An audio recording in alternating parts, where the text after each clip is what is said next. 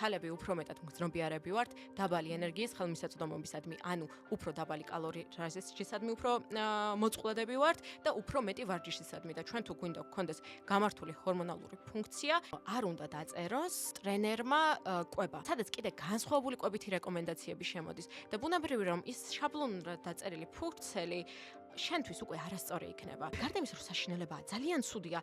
ერთი და იგივე რაღაცას ჭამ. პატარა რო ვიყავი, ტელევიზორში გადაგედიოდა რაღაცა რა, რომ ეს ხალხი რაღაც თერმულ რაღაცებს ესე იცოდა, შემოიხვევდა. მონიათ რომ რაც უფრო მეტ ოფლს გამოყოფენ და რაღაც გაიღვიდგებიან და გაუბედურდებიან, მით უფრო მეტი ცხიმი დაეწვებათ. ეს ყველაფერი ანუ ვერ მისცემს იმას, რომ წონა დაიკლოს ესე. დანარჩენი 23 საათი უნდა იზრუნოს ამაზე მან და ეს რომ გააცნობიერონ, ანუ ხო, მაგისთვის არა ვარ ჩვენ. მოგესალმებით, გაიცანით ჩემი კოლეგას სოფია თურმანიძე, ამერიკის სპორტული მედიცინის აკადემიის სერტიფიცირებული nutrition coach-ი. დღეს ჩვენ ვისაუბრებთ ვარჯიშსა და კვებაზე. სოფია, როგორ ხარ? გამარჯობა, ანა, კარგად შევკურ ხარ? კარგად. მოდი დავიწყოთ ყველაზე ერთ-ერთი ძალიან მნიშვნელოვანი თემით, ეს არის რა ვჭამო ვარჯიშამდე. სერიოზული თემაა და ყველას ვინც კი მოდის დარბაზში თუ გარეთ ვარჯიშობს, ყველას ეს თემა აქვს, რომ ვიწყებ ვარჯიშს, რითი დავიწყო. თუ მაგალითად ძალიან დილით ადრე იწყებენ საუზმეს და შენთანაც ანუ დილით მოდიან სავარჯიშოდ, ეს არის ძალიან დიდი და სერიოზული პრობლემა, იმიტომ არ იციან რა მიიღონ. ან არის შემთხვევები, როცა შუადღის ანუ უფრო საღამოსკენ აქვთ ვარჯიშები და ამ დროსაც არ იციან როგორ ჭამონ. გააჩნია მოკლედ და როგორც შენც გაქვს გამოცდილება იმის მიხედვით თუ როდის იწყებ ვარჯიშს და რა დრო გაქვს ვარჯიშამდე დარჩენილი. თუ გვაქვს საშუალება რომ შევძლოთ ჭამოთ ბალანსირებულად ჩვენი კვება და თებში იყოს ცილა ცხიმი ნახშირწყლით შევსებული, უნდა გქონდეს ის დრო რომ მოხდეს ამ ყველაფრის დამუშავება და სავსე კუჭით არ მივიდეთ რომ მერე იქ პრობლემები არ შევიქმნათ. მაგრამ არის ასევე გამოსავალი და იმიტომ რომ ვერ ვჭამე და ეხლა აღარ ვივარჯიშებ, ეგ არ გქონდეს და არის რომ თქვათ 9 საათიც რომ გვაქვს, წავიხემსოთ ასე ვთქვათ, ისე რომ არ შეგვიშვალოს ხელი ვარჯიშმა. კი, გეთანხმები, მოდი მაყურებელთაც აუხსნათ, ზოგადად, როდესაც ჩვენ ვიკვებებით, გვაქვს ორი ძირითადი სისტემა, სიმპათიკური და პარასიმპათიკური ნერვული სისტემა, კვების პროცესში აქტიურდება პარასიმპათიკური ნერვული სისტემა, რომელიც მოსონებაზე და საჭმლის გადამუშავებაზე არის პასუხისმგებელი, ხოლო როცა ჩვენ ვარჯიშობთ, უნდა გავააქტიუროთ სიმპათიკური ნერვული სისტემა. ჩვენ თუ მივიღებთ ძალიან მძიმე საკვებს, ცილებით, ცხიმებით, ნახშირწყლებით, მდიდარ საკვებს ვარჯიშამდე, მაგ შემთხვევაში ჩვენი სიმპათიკური სისტემა როდესაც გააქტიურდება, ჩვენ საჭმელ მომნელებელ სისტემას ძალიან გაუჭირდება მუშაობა, ვეღარ მოხდება მისი გადამუშავება, გვექნება დისკომფორტი, შეიძლება გქონდეს ოდნავ გულისრევის შეგრძნება და სამწუხაროდ შეიძლება ღებინებამდეც კი მიგვიყვანოს ამ პროცესმა. აქედან გამომდინარე ძალიან მნიშვნელოვანია, რომ გავმიჩნოთ თუ როდის რა უნდა მივიღოთ. მოდი განვიხილოთ რამდენიმე кейსი. მაგალითად, მოდის ადამიანი ვარჯიშზე, ოღონდ ვარჯიშამდე დარჩენილია 2 საათი. მაგ დროს როგორი საკვები, რომელი ნუტრიენტებით მდიდარი საკვები შეგვიძლია რომ მივიღოთ? კი, ანუ ეს არის ასე ვთქვათ ყველაზე კარგი ვარიანტი იმისთვის რომ უკვე დანაყრებულმა ენერგიით სავსემ და ცილით სავსემ დაიწყო შენი ვარჯიში და ასე ვთქვათ შედეგიანად დაასრულო და გული არ წაგივიდეს ხოში. ამიტომ შეგიძლია რომ თამამად აწყო შენი თებში იყოს ჯანსაღი ცილა, რა თქმა უნდა, პირველ რიგში ნახშირწყალი რთული ნახშირწყლების რა თქმა უნდა რთული ნახშირწყლებს გულისხმობ და ასევე ცხიმით შეგიძლია რომ ამ დროს თამამად მიიღო, მაგრამ არა მერე უკვე, როცა ძალიან ცოტა დრო გაქვს დარჩენილი, ამ შემთხვევაში უკვე ვცდილობთ რომ სხვანაირად ისე ავაწყოთ ჩვენი თებში, რომ არ მოხდეს ჩვენი კუჭნაწლავის სისტემის ასე ვთქვათ გადატვირთვა და ეს მომნელებელმა სისტემამ პანიკაში არ ჩავარდეს, ჩვენი სისხლის მიმოქცევაც არ დაიბნეს, კუნთების თქვენ წავიდეს თუ კუჭისკენ წავიდეს და ხო ამიტომ კი ჩვეულებრივად შეგვიძლია რომ ის 2 საათი გემრიელად მივირთვათ და შევკრათ ასე ვთქვათ თებში და თამამად დავიწყოთ მუშაობა, იმიტომ რომ გარკვეული პერიოდის განმავლობაში, ანუ როდესაც ვიცით რომ ანუ ნახშირწყლის მონელება პირში იწყება, ცილის მონელება კუჭში იწყება და შესაბამისად ეს კუჭის დასლა რომ მოხდება და გადავანაწილებში და უკვე დამშვიდდება ეს ყველაფერი, შეგვეძლება რომ თამამად გავაკეთოთ ნებისმიერი თუ ძალისმიერი ვარჯიში, თუნდაც კარდიო, ანუ ყველა შემთხვევაში. ყველა შემთხვევაში. კი, ნამდვილად ესეა. მაგალითად, როდესაც ჩვენ ცხიმოვან საკვებს ვიღებთ და შენ თქვი, რომ ცხიმებით მდიდარით შეგვიძლია რომ იყოს საკვები 2 საათით ადრე, ცხიმს აქ კუჭის დაცლის სიჩქარე უფრო ნელი. შესაბამისად, მასთან არსებული ნახშირწყლები და ცილებიც ნელდებიან და უფრო ნელაგადიან ამ პროცესს. აქედან გამომდინარე 2 საათი არის ის მანძილი, როდესაც შეგვიძლია კუჭი დაცლილი იყოს და უფრო მეტად მოხდეს ამ ნუტრიენტების შეწოვა. ასევე ძალიან მნიშვნელოვანი ფაქტორი აღნიშნე შენ, რომ ეს არის იდეალური დრო და ჩვენ თუ ცილებს ამ დროსაც მივიღებთ, ამინომჟავების საკმარისი რაოდენობა გვექნება, რომელიც შეიძლება 3-4 საათის მანძილზეც გაგრძელდეს. და ეს ყველაფერი გვეხმარება იმაში, რომ შემდგომ კატაბოლური პროცესები ნაკლებად დაიწყოს, კუნთოვანი მასის სინთეზი იყოს მაქსიმალურზე, რადგან ამინომჟავები და განსაკუთრებით ლეიცინი ვიცით, რომ კრიტიკულად მნიშვნელოვანია ანაბოლური ზღურბლის გადასალახად და ამას ცოტა ხანში ახსნით რა იქნება, გვექნება ამაზე აუცილებლად საუბარი და ეს 2 საათი არის იდეალური დრო. მაგრამ ჩვენი გრაფიკიდან გამომდინარე და მათ შორის ჩემი და შენი გრაფიკიდან გამომდინარე, მგონი ეს 2 საათი და ესეთი იდეალურად გადაწილებული დრო არ გვაქვს ხოლმე. და რას აკეთებ, როცა 9 საათი აქვს დარჩენილი შენს პერსონალურს და რას ურჩევ? 40 წუთი და როგორ შეიძლება რომ ვივარჯიშოთ? აი, დავამთავრე სამსახური, 6 საათია, მოვდივარ საცობში ვდგავარ, ვეღარც გადავედი მაღაზიაში რომ რამე ვიყიდო, იმიტომ რომ საცობი შეიძლება საათ 9 იყოს. ან უფრო მეტი და მოვედი ვარჯიშზე, შენ ყავს პერსონალური, უნდა დაამთავრო 9 საათში, მე მაქვს მარტო 9 საათი. ვიცი რომ ძალიან ცუდად მოქმედებს ჩემზე კვება 9 საათით ადრე, აქვე აღნიშნავთ რომ ძალიან ინდივიდუალურია. ზოგ ადამიანს შეუძლია რომ მთლიანი ულოფა მიირთვას 9 საათით ადრე. ეს ყველაფერი არის სუპერ ინდივიდუალური. ხო, მაგრამ უფრო მეტად საზოგადოდ გავრცელებულია რომ გვიჭირს ხოლმე ამ საკვების გადამუშავება და დისკომფორტი გვეწყება ხოლმე ვარჯიშის დროს. რა გავაკეთო?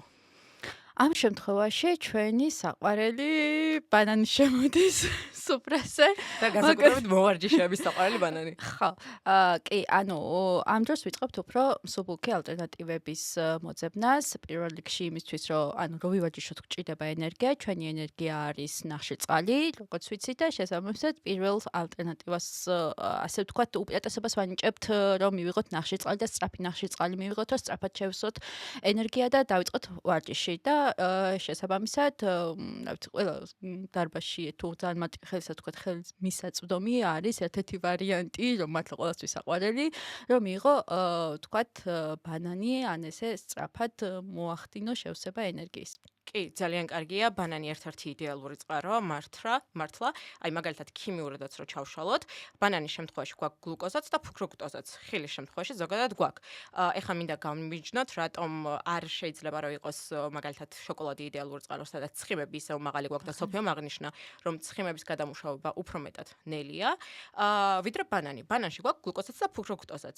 მათი შეწოვა ნაწლავიდან ხდება სხვადასხვა ტრანსპორტერებით. წარმოვიდგინე, შენ ჭამ ბანანს, იღებ გლუკოზასაც, იღებ ფრუქტოზასაც და ორივე ერთდროულად შედის სისხლში. ანუ იქ კი არ იჭედება, ეს გლუკოზები ერთმანეთს კი არ ელოდებიან, აბა ის შევიდესო და მე შევალ მევარამეთ, ორივე ერთდროულად მიდის. თან ფრუქტოზა სადამ შემდეგ გლუკოზად გარდაიქმნება ღვიძლში, დაახლოებით 40 წუთის მერეც კი შენ შეიძლება რომ ისევე გქონდეს ენერგია განსხვავებით შოკოლადისგან, რომელმაც შეიძლება უცებ მოქცეს ჰიპოგლიკემია, ანუ ავიდეს გლუკოზის დონე, ინსულინი გამოთავისუფლდეს, ამ დროს შენ ვარჯიშობ და ვარჯიშის დროს ვიცით რომ ინსულინ დამოუკიდებელი ტრანსპორტერებიც ამოდის, ანუ ინსულინისგან დამოუკიდებლად გლუტოთხები, ასევე გლუკოზას შეიწავენ და გადაამუშავებენ და უცებ ეს ყველაფერი შედის გადამუშავდება და შეიძლება უენერგიობა იგრძნო 20-25 წუთშიც კი. აქედან გამომდინარე, ბანანი ნამდვილად უკეთესი ვერსია შეიძლება იყოს, ვიდრე იქნებოდა შოკოლადი. მაგრამ რა სიტყოდი ამინომჟავების კომპლექსზეც აქვე? რა თქმა უნდა, ცილები ძალიან მნიშვნელოვანია. პირველ რიგში, ანუ შეგვიძლია რომ კომბინაციაში გავაკეთოთ ეს ყველაფერი, ანუ ცხიმი ჩავხსნათ, რადგან გვიშლის ხელს ამ ეტაპზე და კომბინაცია გავაკეთოთ ცილის და ნახშირწყლის სწრაფად ათვისებადი. შეგვიძლია ძალიან მარტივად გავაკეთოთ ბევრს არ უყვარს, თუმცა პროტეინის შეიკი ბანანთან ერთად იდეალური ვარიანტი იქნება და ის ასე ვთქვათ ფორა გექნება ის პერიოდი, სავარჯიშო ის 1 საათი და შეძლებ რომ უფრო თამამად გააკეთო ყველაფერი, რაც საჭიროა იმ მომენტში. აი უკვე რომ დაამთავრებ აი შემდგომ უკვე იზრუნებ, რომ სრულყოფილად მოახდინო საკვების მიღება და ის ნუტრიენტებით შეავსოთ, ამინომჟავებით შეავსოთ, ის ენერგიაც შეავსოთ. და middle range ესე იქნება. კიდევ რა შეიძლება რომ გააკეთო, შენ გაქვს რამე რჩევა? ჩემი რჩევა კიდე ერთ-ერთი გამოცდილი იქნებოდა თაფლის მიღება, მაგალითად ვარჯიშამდე დარჩენილია 20-25 წუთი, ან უფრო ნაკლები, ვიდრე ბანანის შემთხვევაში გვექნებოდა, ხო? შეგვიძლია რომ ერთი კოვზი თაფლის შევჭამოთ, რომელიც ასევე გლუკოზისა და ფრუქტოზის წყაროა, კომბინაცია, ესეც მალე შეიწავება, იგრძნობ ენერგიას, ივარჯიშებ და შემდეგ, რა თქმა უნდა, მიიღებ საკვებს ვარჯიშის შემდეგ. ასევე აქ მნიშვნელოვანი კომპონენტია, რაც სოფიომ ახსენა, პროტეინის ფაუდერი, პროტეინის შეიკები. თუ მაგალითად მოხდა ისე, რომ პროტეინის შეიკით თქვენ გაძლევთ დისკომფორტს, შებერილობას პირობითად, იმიტომ რომ ბევრი შეიკი ჩემს შემთხვევაში იწევს მაგ დისკომფორტს, ხო? შეგვიძლია მივიღოთ ესენციური ამინომჟავები. ესენციური ამინომჟავები ვერ შეგვიცვლის ცილას, რადგან იქ ყველა ამინომჟავა, აქ კიდე მხოლოდ ესენციურ შევხვდებით, მაგრამ ყოველ შემთხვევაში გვექნება იმის საშუალება, რომ ინსულინი საკმარის დონეზე იყოს, ჩვენი ერთ-ერთი მნიშვნელოვანი ანაბოლური ჰორმონი იყოს საკმარის დონეზე, ამათთან იყოს ამინომჟავებიც და მაინც ცილის წარმოქმნა დადებითში გვექნება, ვიდრე ცილის დაშლა ვარჯიშის პერიოდის განმავლობაში. და კიდევ ერთი ძალიან ისეთი რჩევა მაქვს, რომელიცაც ადრე ვტესტავდი ხოლმე, აქ მნიშვნელოვანია რომ გაითვალისწინოთ, რომ თქვენ უნდა ვარჯიშობდეთ ძალიან ინტენსიურად. ანუ პირობითად რომ მიდიხართ და მიდის ადამიანი და ძალიან ნელა ვარჯიშობს, ანუ ამის საჭიროება შეიძლება საერთოდ არ იყოს. მაგრამ თუ ვარჯიშობ ინტენსიურად, შეგიძლია ჭამო ფინიკიც. ოღონდ მარილთან ერთად. ანუ რაში გჭირდება ეს მარილი, ხო? მარილი ოღონდ იოდიზირებული იდეალურ შემთხვევაში, ან ჰიმალაის ვარდისფერი მარილს, რასაც უწოდებთ ხოლმე, სადაც სხვა მინერალებით შემოდის კომბინაციაში და ფინიკი კალიუმის, მაგნიუმის იდეალური წყარო. ეს ყველაფერი იმიტომ ხდება, რომ ნატრიუმი ასევე გლუკოზის შეწოვას ძალიან ეხმარება. აქედან გამომდინარე, თუ ნატრიუმი ძალიან ეხმარება გლუკოზის შეწოვას, ერთდროულად შევლენის ინის სისხლში უფრო მარტივად სიმპორტერის საშუალებით და უფრო მეტად გვექნება როგორც ნატრიუმის წყარო, ასევე კალიუმის წყარო, მაგნიუმის წყარო მთელი ვარჯიშის განმავლობაში. აქედან გამომდინარე, შეიძლება მიირთვათ ფინიკიც მარილთან ერთად, რომელიც პატარა კონტეინერში დამქონდა ხოლმე და სხვა პატარა კონტეინერში ვდებდი ერთი ფინიკი, მაგრამ ერთი ფინიკი საკმარისი არ არის. 2-3 ფინიკი უნდა იყოს ერთ კონტეინერში და მეორე კონტეინერში ცოტა მარილი. მარილს არ გულისხმობ, რომ მთლიანი ყოვსით. ანუ 1 გრამი, 1 გრამი. დედები და ბებიები ციკვი მარილი. ზუსტად. ეს ციკვი მარილი ესე შეგვიძლია რომ მოვაყაროთ და ვარჯიშამდე მიირთვათ დაახლოებით 20 წუთით ადრე, 15-20 წუთით ადრე საკმარისია ენერგიას იგრძნობთ, ენერგია გაგრძელდება როგორც თქვი 40 წუთის განმავლობაში, იმიტომ რომ იქ ფრუქტოზაც შემოდის, მალევე იქნება შეწოვა და მთელი ვარჯიში იქნებით ენერგიულები, მშვიდები, ბედნიერები. და EAA მნიშვნელოვანია აქ, თუ პირობითად პროტეინ ფაუდერი არ გვაქვს. და მნიშვნელოვანია იმიტომ, რომ როგორც ვიცით და ერთ პოდკასტში ვახსენეთ, საჭიროა რომ ამინომჟავების გარკვეული დონე 3-4 საათის მანძილზე ყოველთვის იყოს შენარჩუნებული და მუდმივად გქონდეს თუ ჩვენი მიზანი არის ჰიპერტროფია, კუნთოვანი მასის სინთეზისთვის მუდმივად გქონდეს ამინომჟავების საკმარისი რაოდენობა განსაკუთრებით ლეიცინის. კი, აი ლეიცინზე მინდა რომ ვისაუბროთ უფრო მეტად. რატო არის საჭირო რომ ეს ლეიცინი გქონდეს ის გარკვეული საკმარისი რაოდენობა და თქვათ რა რაოდენობის ცილა უნდა მივიღო, თუნდაც ვარჯიშამდე, ან ვარჯიშის შემდეგ, რომ ეს ლეიცინი შევივსო და რაში მჭირდება საერთოდ ლეიცინის გარკვეული დოზა? ლეიცინის დოზა რაში გვჭირდება? პირველ რიგში ის მნიშვნელოვანია, რომ ჩავთვალოთ mTOR სიგნალი. mTOR სიგნალი არის უჯრედულ დონეზე ის სიგნალი, რომელიც შემდგომ ქმნის დადებით ცილოვან ბალანსს. ანუ ცილოვანის სინთეზი იზრდება და იზრდება. ეხლა რამდენი გრამი ლეიცინი გვჭირდება? დაახლოებით 2-3 გრამი ლეიცინი არის საკმარისი ამისთვის და ეს 2-3 გრამი ლეიცინი მოდის ხოლმე 100 გრამ, 150 გრამ ქათმის ფილში და ასე შემდეგ. ან თვითონ ფაუდერები ასევე შეიცავენ 2-დან 4 გრამამდე ლეიცინს, ან EAA-ც 2-დან 4 გრამამდე ლეიცინს შეიცავს ხოლმე.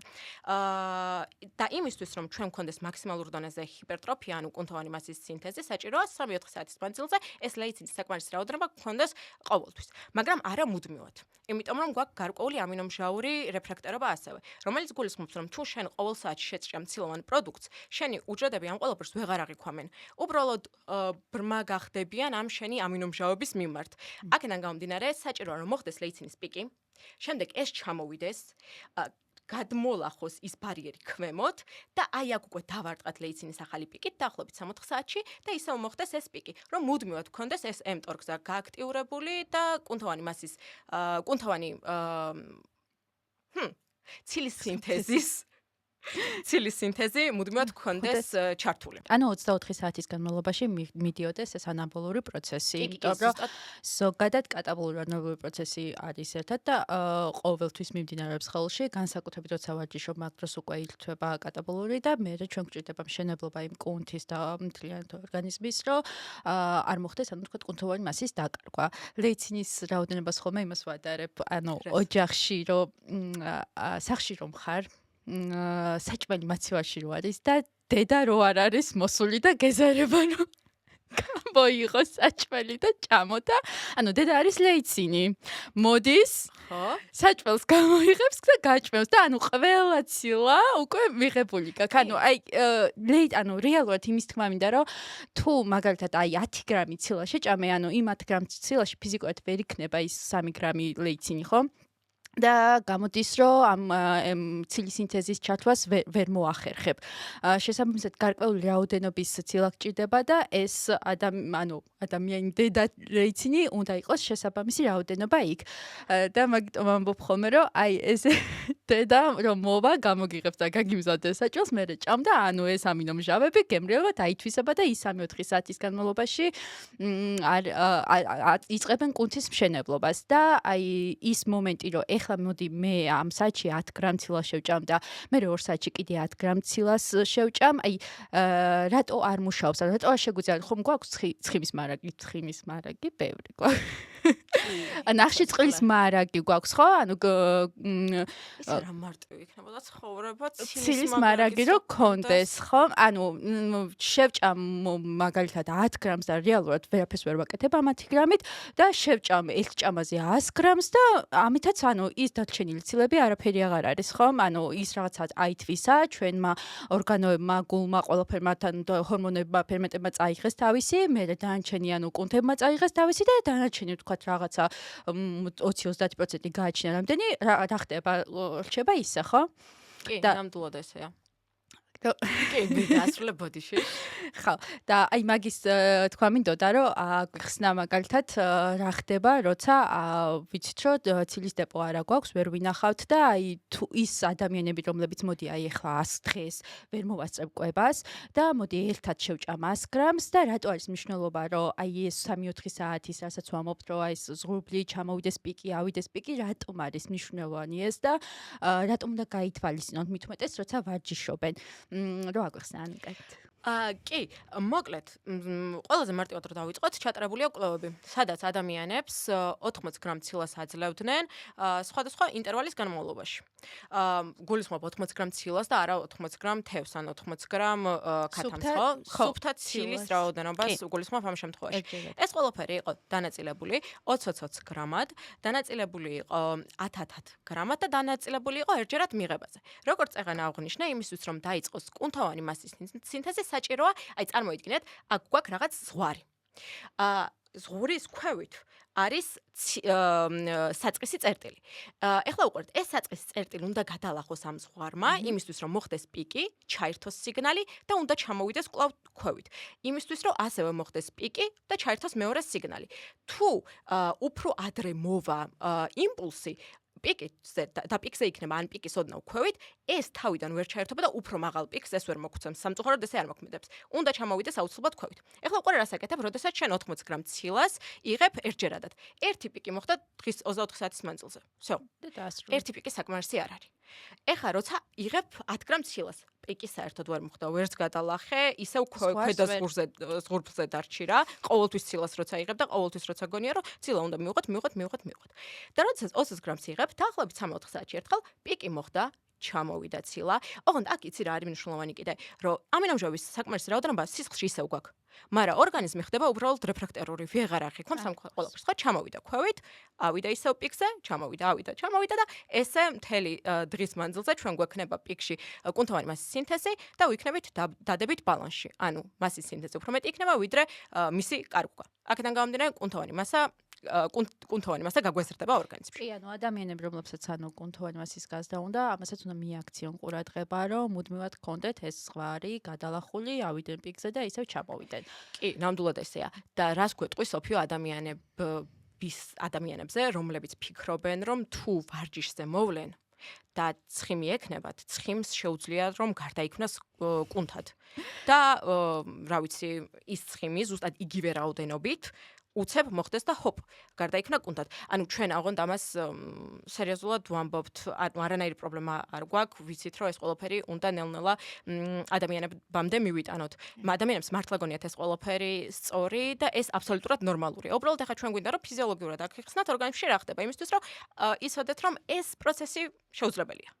კი ბატონო, ანუ უნდა ვთქვათ ის, რომ დღემდე, რატომღაც მეგონა, რომ აღარ იყო ეს, რომ იყო თქვათ 5-6 წლის წინ, მაგრამ რამდენიმე თვის წინაც იგივე შემხვდა, რომ ბევრს თუ ივარჯიშებ, კუნთი ცხიმი კუნთად გადაიქცევაო და კი ვიფიქრე რომ რა გაიქნებოდა ცხიმი რო კუნთად გადამექცეს, მაგას რა ჯობია თქო, მაგრამ უნდა გავიგოთ, რომ სულ სხვადასხვა ცხიმი არის სულ სხვა ლიპიდი, რომელიც სხვანაირი ქსოვილია და საერთოდ განსხვავდება კუნთური ქსოვილისგან და შესაბამისად ფიზიკურად, რა ვიცი, რო გადაწყვიტა, რომ ბამბა რკინად გადააქციო, იგივე თემა არის. ერთადერთი ვიღაცა თუ ხედავს რაღაც ცვლილებას, რომ მოვიდა გარკვეული პერიოდი ივარჯიშდა, შემდგომ სხეული შეეცვალა, ეს იმას ნიშნავს, რომ შენ ამას რეკომპოზიცია მოხდა, სხეულის შემადგენლობა შეიცვალა. უნდა ვთქვათ, რომ 1 კილო, ასე ვთქვათ, კუნთი და 1 კილო ცხიმი, 1 კილო 1 კილოა, ხო? უბრალოდ სიმკვრივე განსხვავებული და შესაბამისად ვიზუალურად ცხიმი არის უფრო ფუმფულა და დიდი. ცხიმი. უკაცრავად ბროკოლი უნდა იყოს ცხიმი და ეს არის კუნთი. ვაუ, მარწყვი კუნთია. მოდი. საიდან დავიყუროთ? სად ვიყუროთ კი არ ვიცით. მოკლედ. მე ცხიმი რატო ვარ, კაი. მოკლედ, მეგობრებო, ეს არის ცხიმი. ამას რომ დაწვავთ, დაეხმარებით ცილის მიღებით და ასე შემდეგ, მე გადაიქცევა შენი კუნთი და დაპატარავდება. რეალურად მათი სიმკვრივე არის სხვადასხვა, მოცულობაში შესაბამისად შეიცვლება და შენი კუნთი იქნება ეს და ვიზუალურად ის რომ შარვალი კარგად მოირგე, ან ერთი და იგივე წონის ადამიანი მოდის ერთი და იგივე სიმაღლეს და გიკვირს, მეც ამხელა ვარ და მე რატო ვარ ესეთი ფუმფულა და ის რატომ არის ესეთი გამხდარი, ხო ერთი წონა გვაქვს და ერთი სიმაღლე, სწორედ ეს არის აი ამ სხეულის შემადგენლობის დამსახურება და შენ იქნები მარწყვი. ნამდვილად. და გემრიელი. ხო, მოკლედ. ახლა რა უნდა მეთქვა? ამიტომ არის მნიშვნელოვანი გარშემოწერილობების აღებაც და მეთანხმები, რომ მარტო კილოგრამებით არ უნდა განსაზღვროთ ადამიანის სხეული. მნიშვნელოვანია, რომ შესაძაც მოდის სავარჯიშოდ ან მოდის ჩვენთან კოუჩინგზე, ავიღოთ გარშემოწერილობების, რადგან დროთა განმავლობაში კომპოზიცია იცვლება, ვიზუალურად გაცილებით უკეთ გამოიყურები, უფრო მეტად შეიძლება მოგწონდა შენი თავი, მაგრამ სასწორზე თუ იგივე ციფრები დაინახე, ან ოდნავ ნაკლები, შეიძლება უბრალოდ რეკომპოზიცია შეგეცვალო. ასევე კიდე ერთი ფაქტორი მინდა რომ გაითვალისწინო, როდესაც შენ გაქვს მარწყვი. ცილას აქვს, ხო, კუნთი აქვს ამინომ ჯგუფი, სადაც არის აზოტი. შემადგენელი ნაწილი. ყველაზე მნიშვნელოვანი. ცხიმს აზოტი არ აქვს. ორგანიზმში ჩვენ აზოტი ესე არ გვიგროვდება, იმიტომ რომ ტოქსიკურია, შარდოვანად გარდაიქმნება და ეს შარდოვანა ნელ-ნელა უნდა გამოიყოს ორგანიზმიდან. ეს არის კრიტიკულად მნიშვნელოვანი. ამიტომ ფიზიკურად თუ შენ გაქვს აქ არსებული ნახშირბადი, ჟანგბადი და წყალბადი, აზოტს ვერ დაამატებ, რომ გადააქციო ამათ. აქედან გამომდინარე, ფიზიოლოგიურად, ქიმიურად შეუძლებელია, რომ ამისგან მერე მიიღო ეს და ისედაც შეუძლებელია. ბროკოლისგან მარწყვი არ მიიღება, რა ჯერ ალბათ. მაგრამ, ყოველ შემთხვევაში არ მიიღება რა. აქედან გამომდინარე, შეუძლებელია. და კიდე მოდი დავამატოთ ის ფაქტორიც, რომ თუ ჭარბი რაოდენობით ცილას იღებ და ალბათ ამეთანხმები რამდენი ადამიანია, რომ იღებს, რავი, კილოგრამზე 4-5 გრამს. ესეც შეიძლება რაღაც ეტაპზე იყოს შეცდომა. რაღაც ეტაპზე კი არა და შეცდომა. 2.2 გრამზე მეტი რაოდენობით ცილის მიღების შემთხვევაში კილოგრამაზე მაქვს საუბარი. პასუხი ისეთი ინტენსიური საერთოდ აღარაა. მიუხედავად იმისა, რომ თუ თირკმლის დარღვევები არ გაქვს, საშიში საერთოდ არ არის, პასუხიც აღარაა ინტენსიური და თან დამეთანხმები, რომ ცილის ჭამა ცოტა უფრო რთულია. კი, და ძვირიც. და ძვირიც. და რა პრობლემები შეიძლება რომ მაშინ გქონდეს თირკმლის დაავადებები არ გვაქვს და აქ ჩვენ დაავადებებზე არ ვსაუბრობ, ხო? პირველი ის, რომ ცილა უბრალოდ დარჩება საჭმელმოქმედებელ სისტემაში და შეიძლება მოხდეს ლპობა. გექნება შეპერილობა, კი. დისკომფორტი აუცილებლად გექნება. ასევე შარდოვანა უფრო მეტი რაოდენობით წარმოიქმნება, თირკმელი უფრო მეტად იმუშავებს და დეჰიდრატაცია დაიწყება. და ცილის რაოდენობის გაზრდასთან ერთად მნიშვნელოვანია, რომ წყალიც საკმარისი რაოდენობით მივიღოთ. წყალზე გამახსენდა. აი ის თემა თუ გქონია, რომ მოვარჯიშეები რომ მოდიან ხოლმე და თერმული დასაცმელები და ცელოფნებით შემოკრული რო არიან და იმის გამო რომ ცხიმი დაიკლონ. იცი, მადლობა და არ მქონია ეს ზუსტად შემოვარჯიშეებზე.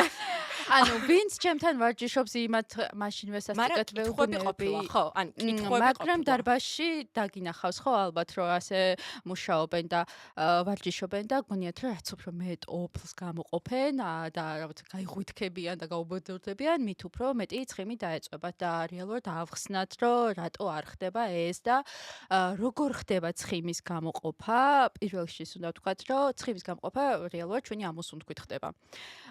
ეს არის ანუ ცხიმის წვის პროცესი, 84% ზუსტი რიცხვით არის ეს ჩვენი ამოსუნთქვა. ალბათ დანარჩენი ის რაღაცა 16%, რომელიც ანუ წყლის სახით გამოიყოფა შარდი ოფლი და ასე შემდეგ. ალბათ ეს 16% უფრო იადვილებად რო გააკეთონ, ვიდრე ინტენსიურად იმუშავონ და გახშირებული სუნთქვა კონდეთ. ან ეს ინფორმაცია მოისმინეს და რატომღაც ან თავისად გადაიკეთეს და მოიგეს იმაზე, რომ ეს თერმული დასაცმელები და ცელოფნებით ვარჯიშობენ, კარგავენ ძალიან ბევრ სითხეს და სითხესთან ერთად კარგავენ ელექტროლიტებს, ნატრიუმს, კალიუმს, შესაბამისად დეჰიდრატაციაც იწყება და სერიოზული პრობლემები ექმნება ჯანმრთელობას. Ani რო ავხსნათ კიდე უფრო მეტად. კი, სხვათა შორის მაგაზე გამახსენდა, ეხლა მეც ეს სხვათა შორის რატო ვიხმარე კიდე ერთხელ არ ვიცი. მაგაზე გამახსენდა მეც 2000-იანებში იყო ხოლმე ტელევიზორში გადიოდა რა.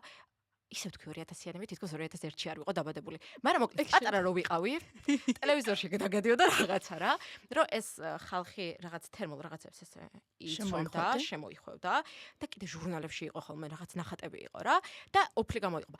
მან მგონი იცი რატომ მგონია, რომ ცხიმის წვას გულისხმობენ, აი რაღაცას რო წვავდა ცხიმები რო ჩამოდის, ხო იცი? ხო, იღვენთება. და მაგიტომ მგონია, რომ ეს ოფლის გამოყოფა შეიძლება იყოს ცხიმის წვასთან ასოცირებული. ან შეიძლება წონა აქვთ ჩასაბარებელი და წინასწარ სპორტსმენების არ მოპარაკობთ. სპორტსმენების ხერხს მიმართავენ და წონა შეიძლება, აბსოლუტურად შესაძლებელია რა. 2 საათის გამო სითხეს კარგავენ. კი, და ამ დროს ორჭიქა წყალს დალევ და მე ამ სითხეს ისევ მარტივად აღიდგენ, ხო? ხო და რეალურად ცხიმს ამოისუნთქავ და არა ცხიმს წვავ. ეს აბსოლუტურად სწორია. მაგრამ რა ხდება, როდესაც შენ ესე შემოკრული თერმულ ტანსაცმელში დადიხარ? პირველ რიგში შენი ორგანიზმის გადახურებას იწვევ. ამ დროს შენი მეტაბოლური პროცესები მცირდება. ეხა ვიღაცამ შეიძლება მითხრას, რომ სხეულის ტემპერატურის 10%, ზოგადად ტემპერატურს აქ სხეულის ტემპერატურაზე არ მაქვს საუბარი. ტემპერატურის 10%-ის გაზრდის შემთხვევაში 2-3 ჯერ იზრდება მეტაბოლური პროცესებიო, მაგრამ ზღვარი არის. შენ თუ სხეულის ტემპერატურას 40 გრადუსზე მეტად გაზრდი, იქ აღარ გაიზრდება შენი მეტაბოლური პროცესები. შემცირებას იწყებს. აქ ასევე გროვდება ლაქტატი. ლაქტატის დაგროვება მჟავიანობას ზრდის უჯრედში და ვეღარ ხდება სამწუხაროდ ამ ლაქტატის გამოდევნა. რატო ვეღარ ხდება? შენ ხარ შემოკრული. სისხლძარღვები ფართოვდება შენ კანზე, რომ მოხდეს ამ ოფლის გამოყოფა. ოფლის გამოყოფა რატო გჭირდება? აორთქლების პროცესი არის მან მნიშვნელოვანი. ოფლი რომ გამოიყოფა, ეს უნდა აორთქლდეს იმისთვის, რომ შენ გაგრილება იგრძნო. ანუ შენ ოფლის გამოყოფით კი არ გრძნობ გაგრილებას, აორთქლებით გრძნობს გაგრილებას.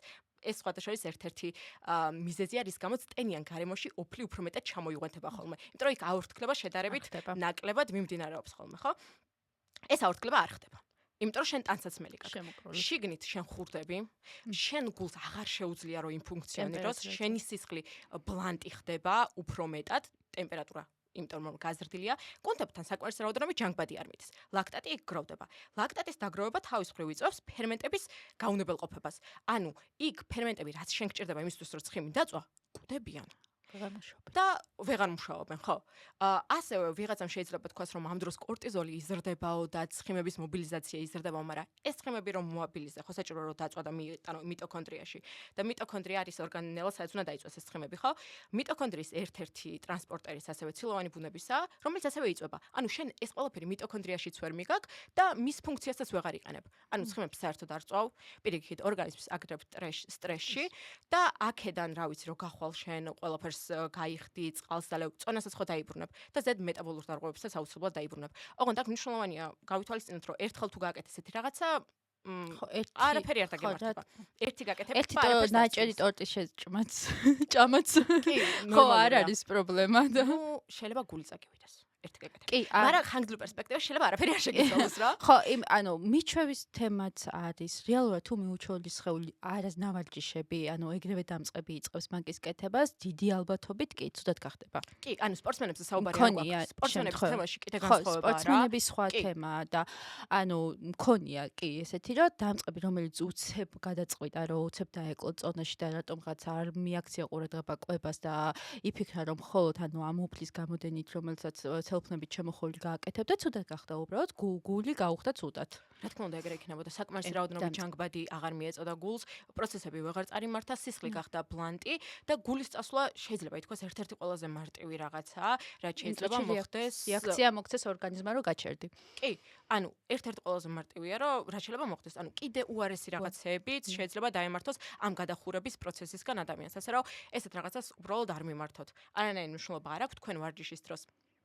რა რაოდენობით ოფლი გამოყენებთ, კი რაღაც ეტაპზე ინტენსივობის განსაზღვრელი ოფლი არის და მაგაზე არავინ არ ვდაობთ, რომ ინტენსივობის განსაზღვრელი შეიძლება იყოს ოფლი, მაგრამ აქ მნიშვნელოვანია დამწყები ხართ თუ არა და რაც ოფლიანობის ზღვარი უფრო მეტად არის ხოლმე ამ შემთხვევაში განსხვავებულია კი ადამიანების წონას მნიშვნელობაა. კი, წონის მიხედვით. ხო? საკმაოდ ინდივიდუალურია. თქვენ თუ ოფლი არ გამოგეყოფათ, ძალით მაინც ნუ გამოვიდან ოფლს.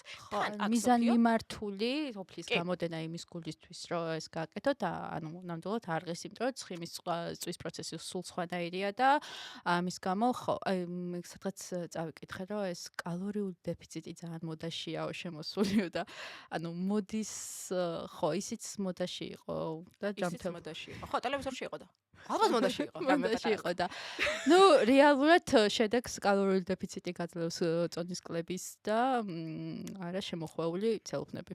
ნამდვილად ესეა და ყველაზე მნიშვნელოვანი, მეორე მნიშვნელოვანი ფაქტორი. ადამიანები ვარჯიშს იყენებენ წონის კლების გასაღებად. კი, პირველი რო შემოდის ადამიანი გეუბნება წონას ხო დამაკლებინებ? დაკლებინებ? No. რატო? იმიტომ რომ წონის კლება ვარჯიში არ ხდება. ორმაქს.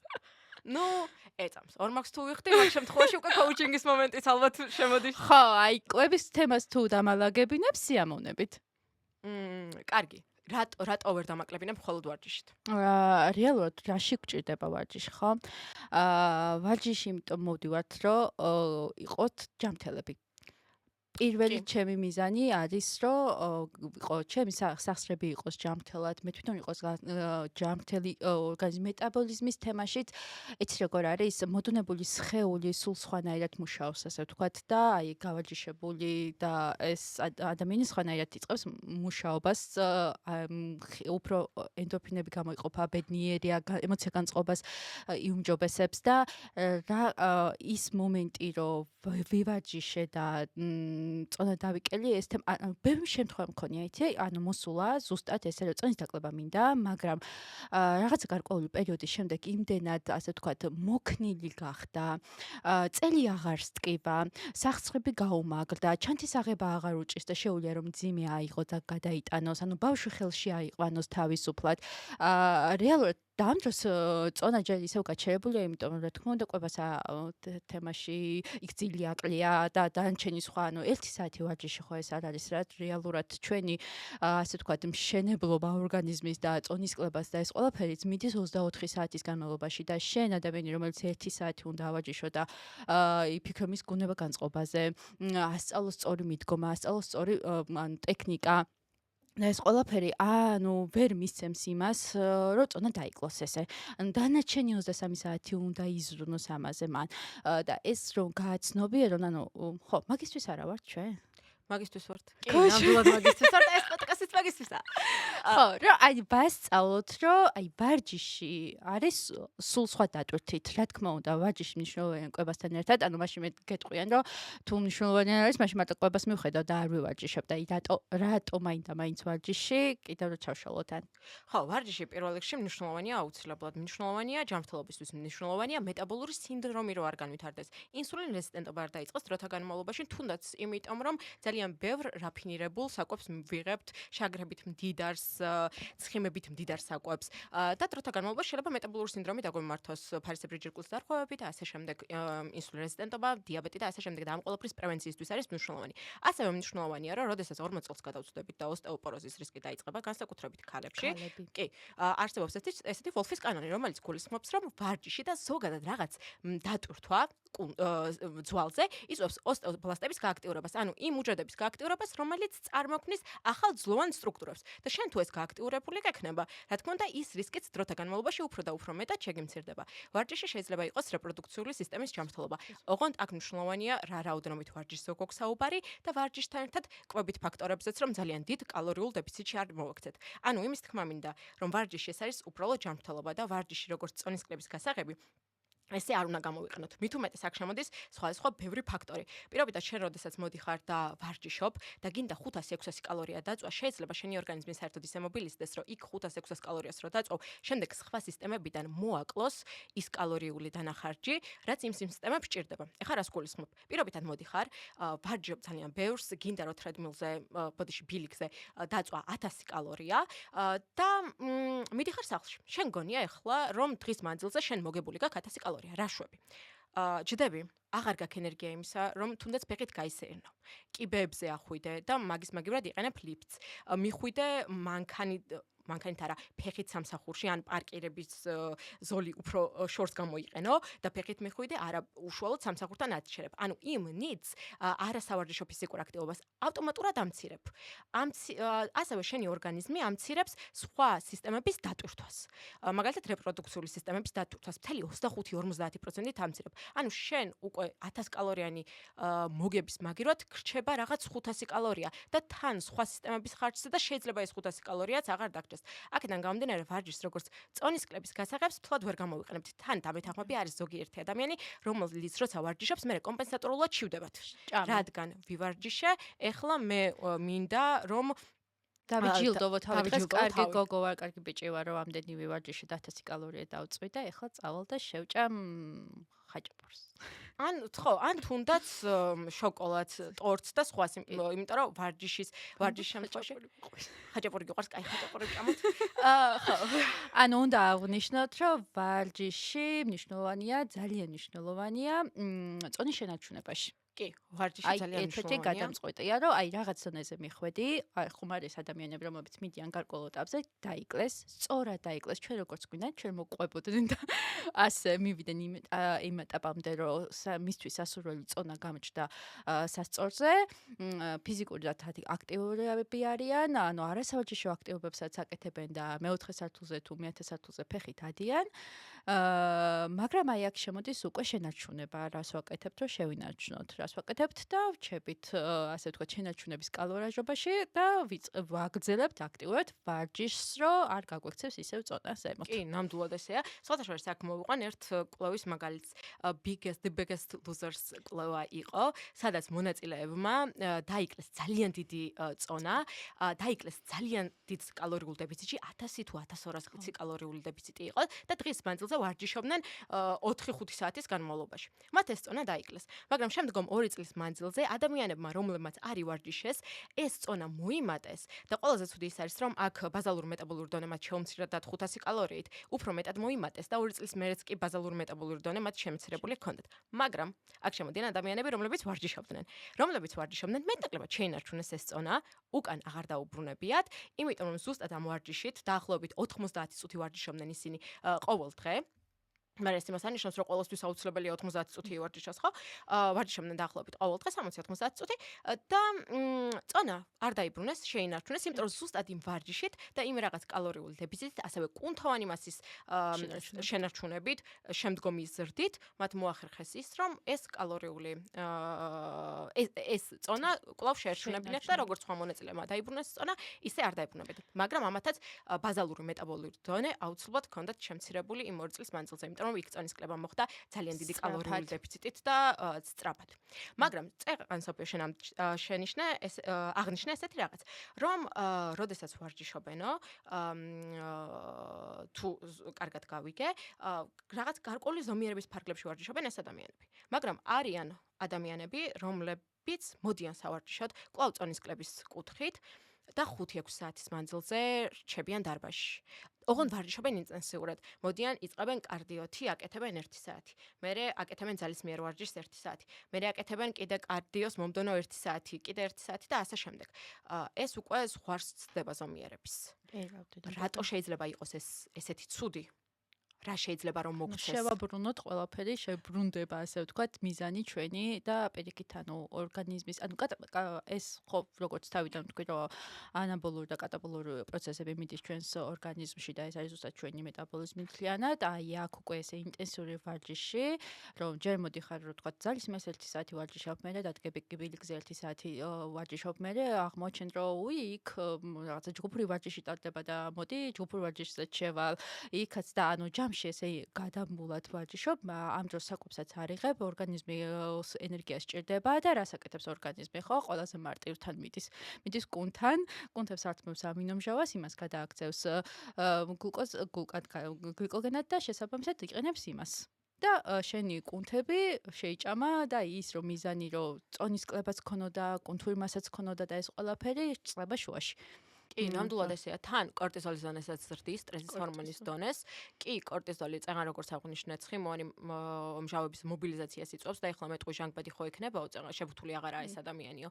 მაგრამ მობილიზაციას რო ზრდის, ამ დროს ხდება ესეთი რაღაც, რომ ეს ცხიმი, რომელიც გამოდის, შეიძლება შენი კანქვეშა ცხიმიდან გამოვიდეს, უკვე მიდის ვისერალურ ცხიმში, შინაგანი ორგანოების ცხიმში, რადგან მისი დაწვა მაინც აღარ შეუძლია ორგანიზმს. ცხიმის დაწვის პროცესი უფრო ხანგრძლივია, ვიდრე გლუკოზის დაწვის პროცესი იქნებოდა. გაცილებით მარტივია, რომ გლუკოზა დაიწვას. თან შენ გონებას, მაინც გლუკოზა სჭირდება. ყველაფერს გააკეთებს, რომ გონებას გლუკოზა ქონდეს, ან თუნდაც ნეირონებს ქონდეს ლაქტატი, ხო? გლუკოზის დაშლის პროდუქტი. ყველაფერს გააკეთებს, მარტივია და მაგიტო. თუნდაც ამინომჟავას გარდაქმნის, კვლავ გლუკოზად. სანამ ცხიმამდე მივა, მანამდე ყველაფერს იზავს იმის ხანგრძლივია ცხიმის დაწვის პროცესი და უფრო რთული გზა აქვს გასავლელი ჟანგბადოვანი პროცესები და ასე შემდეგ.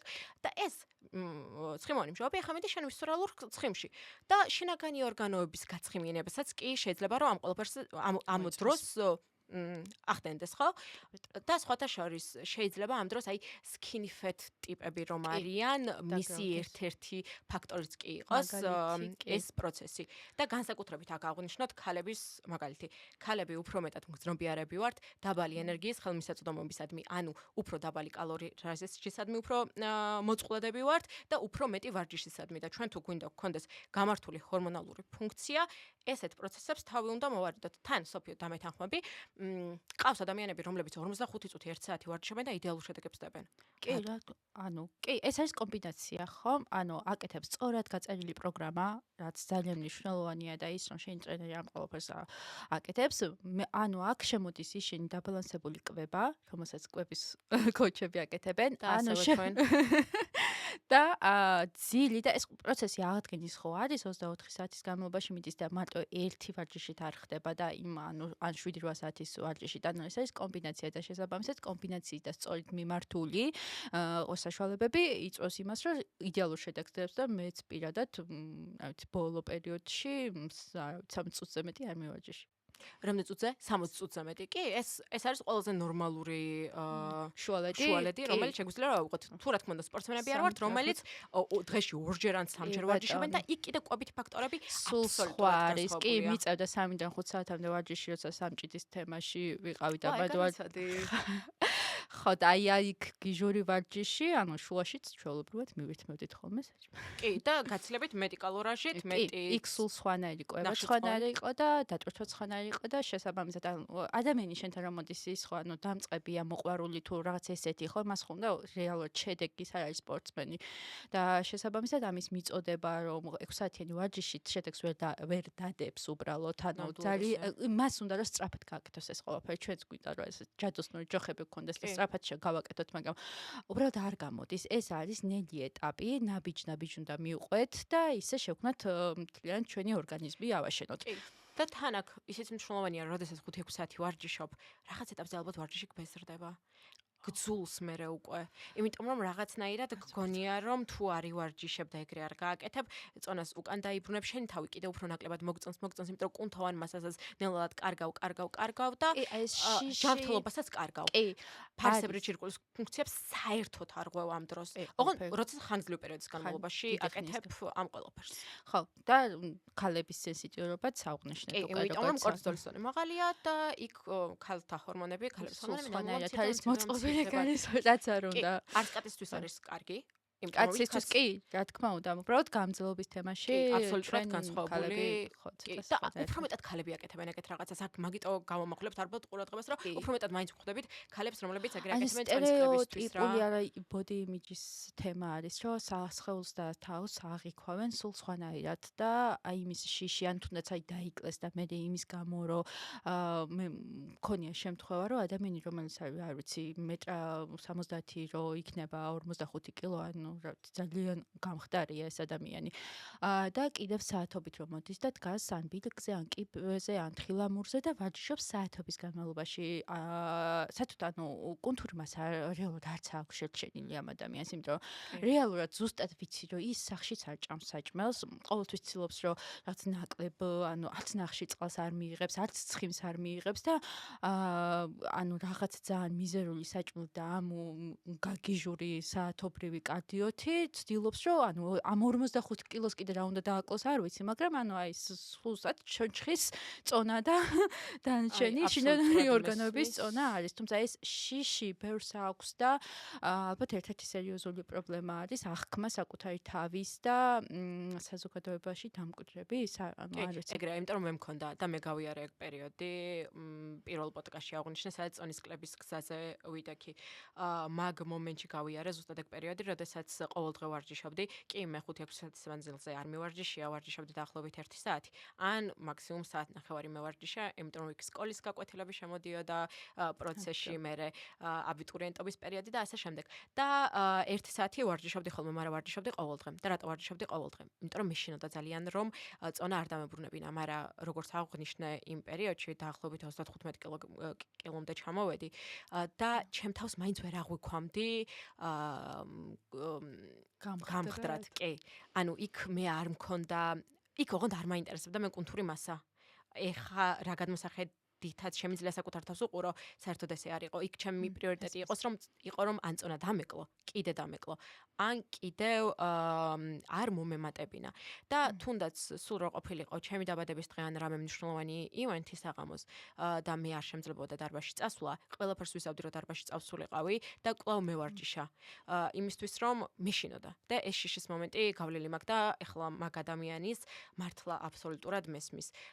უბრალოდ რადგან საკუთარ თავზე მაქვს გამოცდილი, ეს თუნდაც წეგან რაც ვახცენე ენერგიის დაბალი ხელმისაწვდომობა, რადგან ძალიან დიდ კალორიულ დეფიციტში ვიყავი და პლუს ამას ვარჯიშობდი, მართლა ძალიან დიდი ჰორმონალური ძვრები გამოიწვია ჩემში, რომელსაც მე წლების მანძილზე ვებრძოდი. ანუ იქამდე მიხვედი, რომ ჯანმრთელობის თემას დაარტყა და მე დაიწყე იმაზე ფიქრი, რომ სამწუხაროდ მე არ დამიწყია. მან მოხდა ისე, რომ რაღაც ეტაპზე ჯერ ჩემი ოჯახი ჩაერთო. მე სხვა ჩართულობებიც გახდა საჭირო უკვე სამედიცინო სფეროს მხრივ და მაგის მერე ნელ-ნელა ხო ანუ კი აუცილებელია როგორც ყავდეს გვერდზე ადამიანი რომელიც რომ სწორ მიმართულებას მიქცევს. აბსოლუტურად ეგრეა. თუმცა COVID ფაქტორებში მაინც რაღაც ეტაპზე სანამ აკადემიას არ ვნახავდი, მაინც მარტო ვიყავი, იმიტომ რომ ძალიან ბევრი მტკიცებულებაზე დაფუძნებული ინფორმაცია არ არსებობს. და ვერ იღებ რეალურ ინფორმაციას. აქედან გამომდინარე მარტოც ვიყავი, მაგრამ რაღაცების გაანალიზებაში ჩემს გარშემო არსებული საზოგადოება ძალიან დამეხმარა. ხო, კი, ესე იყო. და ხო, მაგ ადამიანის რატომ მესმის, სხვათა შორის მინდა ისიც აღვნიშნო, რომ თალად ჯანსაღი არ არის ეს სფეროც. ვგულისხმობ, შეიძლება ითქვას ფიტნესის სფერო. ურთიერთობების მხრივ. იმ თვალსაზრისით, რომ ადამიანი უნდა იყოს მინიმალური ცხიმოვანი მასით. მაშინ როდესაც ქალის შემთხვევაში ეს რაღაც ესენციური მინიმალური ცხიმოვანი მასა შეიძლება 10-13% იყოს. არა, კიდევ უფრო გამხდარი უნდა იყოს. 3%-ზე უნდა ჩამოყო. კი, რომ შენ ფიტად მიიჩნეოდე. მე არ ვარ გამხდარი. არც მე. არც მინდა. ხო და ანუ იმდენად არაჯანსაღია, ეხლა შეიძლება მაგ ადამიანსაც ყავს გარშემო ისეთი ადამიანები, რომლებიც აჯერებენ რომ ეგეთია. კი. და ის ჭირდება. კი, ანუ არის, ან პროტოტიპი ყავს, ან რაღაცა ისეთი, რომ ფიქრობს, რომ ესეთი უნდა იყოს, ესეთი უხდება, ესეთი იქნებოდა, რომ მოუხდებოდა. ნუ მე აი, რო ვფიქრობ, მე არ მქონია ეს შემთხვევა, ნუ არასდროს არ ყოფილვარ, ასე ვთქვათ, ჭარბწონიანი და არასდროს არ მქონია პრობლემა მაგის და ცოტა მიკვირს ხოლმე ეგეთი დამოკიდებულება ადამიანების, მაგრამ ვცდილობ, რომ გავიგო, რატო ხდება ეს ყველაფერი და ძირითადად ის არის, რომ აი საზოგადოებიდან მოდის ხოლმე ძირითადი წნეხი, რაღაცა ბულინგის თემა, ბავშვობიდან თემა მოდის და ალბათ მე რო არასდროს არ მქონია და პირიქით ისეთი გამხდარი ვიყავი, რომ ყველა მეუბნებოდა, რომ ჭამე, რომ ცოტა ფერი მოგეცესო, შეიძლება ეგ ანუ მე მეორე მხრიდან ბულინგში ვიყავი და ჭამე საჭმე. ხო, რატომღაც ყველაფერი საბულინგო თემაა. ხო, ჩვენ ანუ ეგ ყველაზე მარტივი ხელმე ის რომ დაისვა და აუხსნა ადამიანს რომ რაღაც ორი უკიდურესობიდან არა გადავარდეს ან იქით ან აქეთ, ხო, მანდამდე ჯერ ვერ მივედით. კი, და აქედან გამომდინარე, ამ ადამიანს ზუსტად ალბათ ვიტყოდი, ჭირდება კოუჩი. რომელიც იდეალურად გაუწერდა მას პროცესს, როგორც კვების მხრივ, ასევე ფიტნესის კუთხით, რომ თუნდაც 1 საათიანი დატვირთვა და იქ უკვე სფლიც გააჩნია, ხო, როგორ გექნება ვარჯიშები დაყოფილი და კვირაში რამდენჯერ ვარჯიშებ. და ნუ კვებით ფაქტორები როგორც წაღან აღნიშნე, უნდა კონდეს კონკრეტული გეგმა, რომელსაც მიყვება და რეალურ შედეგს დაინახავს და მერე საკუთარ თავს სრულიად განსხვავებულად შეხედავს დარწმუნებულად. უნდა შეიცვალოს კი კოუჩი. ხო, ჩვენ დავეხმარებით კიდეც ფსიქოლოგიურად. კი, ეს თემა ძალიან მნიშვნელოვანია, რომ ეს აღქმა შეიცვალოს, იმიტომ რომ ჩემთან ანუ გოგოები რომ მოდიან და რომ თავიდან რატომღაცა ესე კატეგორიულად გადაწყვეტილი აქვს, რომ აი უსუსტესი უნდა იყოს და რომ აი აქ ძვლები მინდა რომ მიჩანდეს ეს თემა რო აქვს და რო ვიწყებთ ვარჯიშს, ანუ მე პირველად ვუქნებ, კი, კარგი ესე და მე მიდის ასე ვთქვათ დატრენინგება ჩუმად შეპარვით და დაახლოებით 1 თვის მერე უკვე მიდის დაქალთან და ამბობს, რომ იცი, შიმშილი არ ვარ, მოდი ცოტა გადავხედოთ მენიუში რა არის და იქნებ ცილოვანი რამე ვჭამოთ და ანუ დაქალებსო ეზიზღებიო, ჩემ ერთ-ერთ პერსონალურმა მითხრა, იმიტომ რომ დაქალებიც უნდა მოვიდნენ.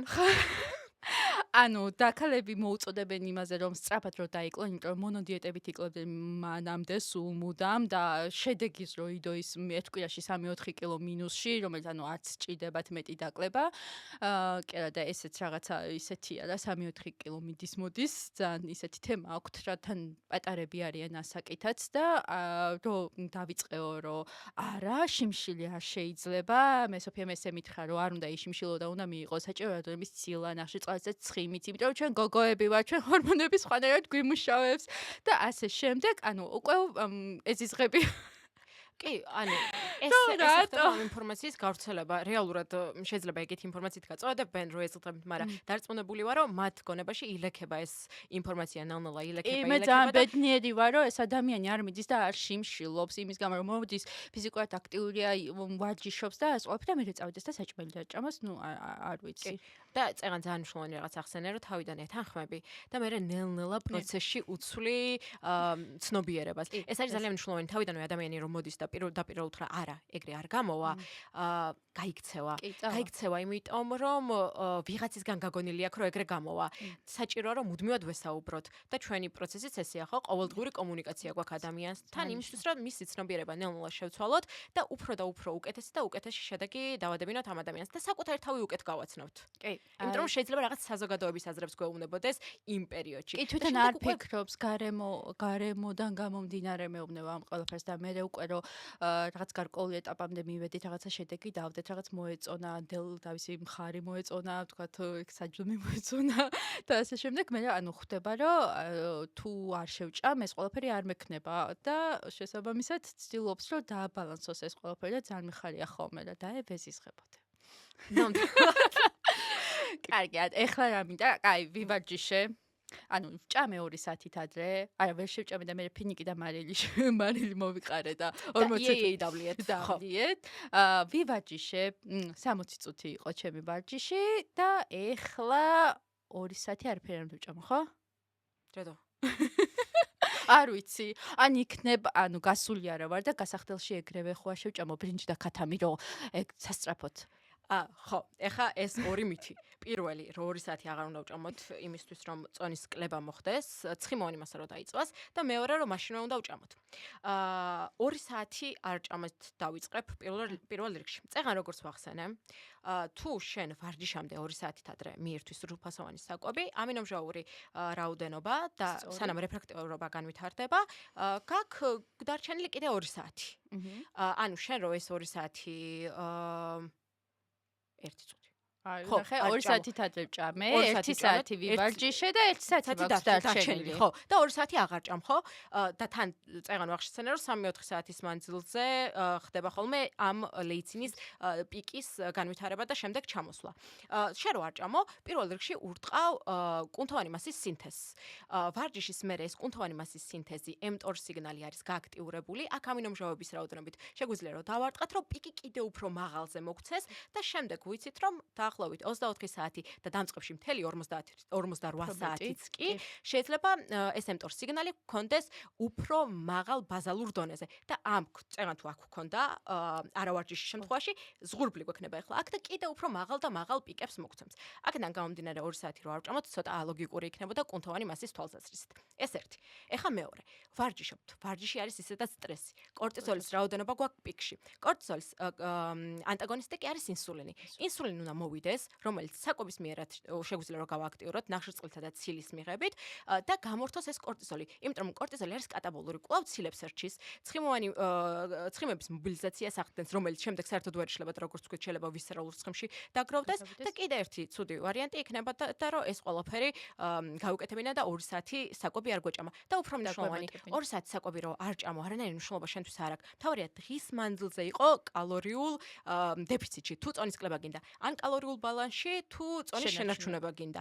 აქედან გამომდინარე, იმ 2 საათს შენთვის კრიტიკულად დიდი მნიშვნელობა აქვს კუნთოვანი მასის მატებისთვის, კრიტიკულად დიდი მნიშვნელობა აქვს გამართული ჰორმონალური ბალანსისთვის, კორტიზოლის ზონის დაწევისთვის, mTOR სიგნალის გააქტიურებისთვის და ასევე შენი თუ ხალი ხარ მაგ შემთხვევაში, ქალური ჰორმონების რო არაფერი არ გავუკეთოთ და სასქესო ჰორმონები რომ იდეალურ მწყობში არ არ გავაღიზიანოთ, ხო.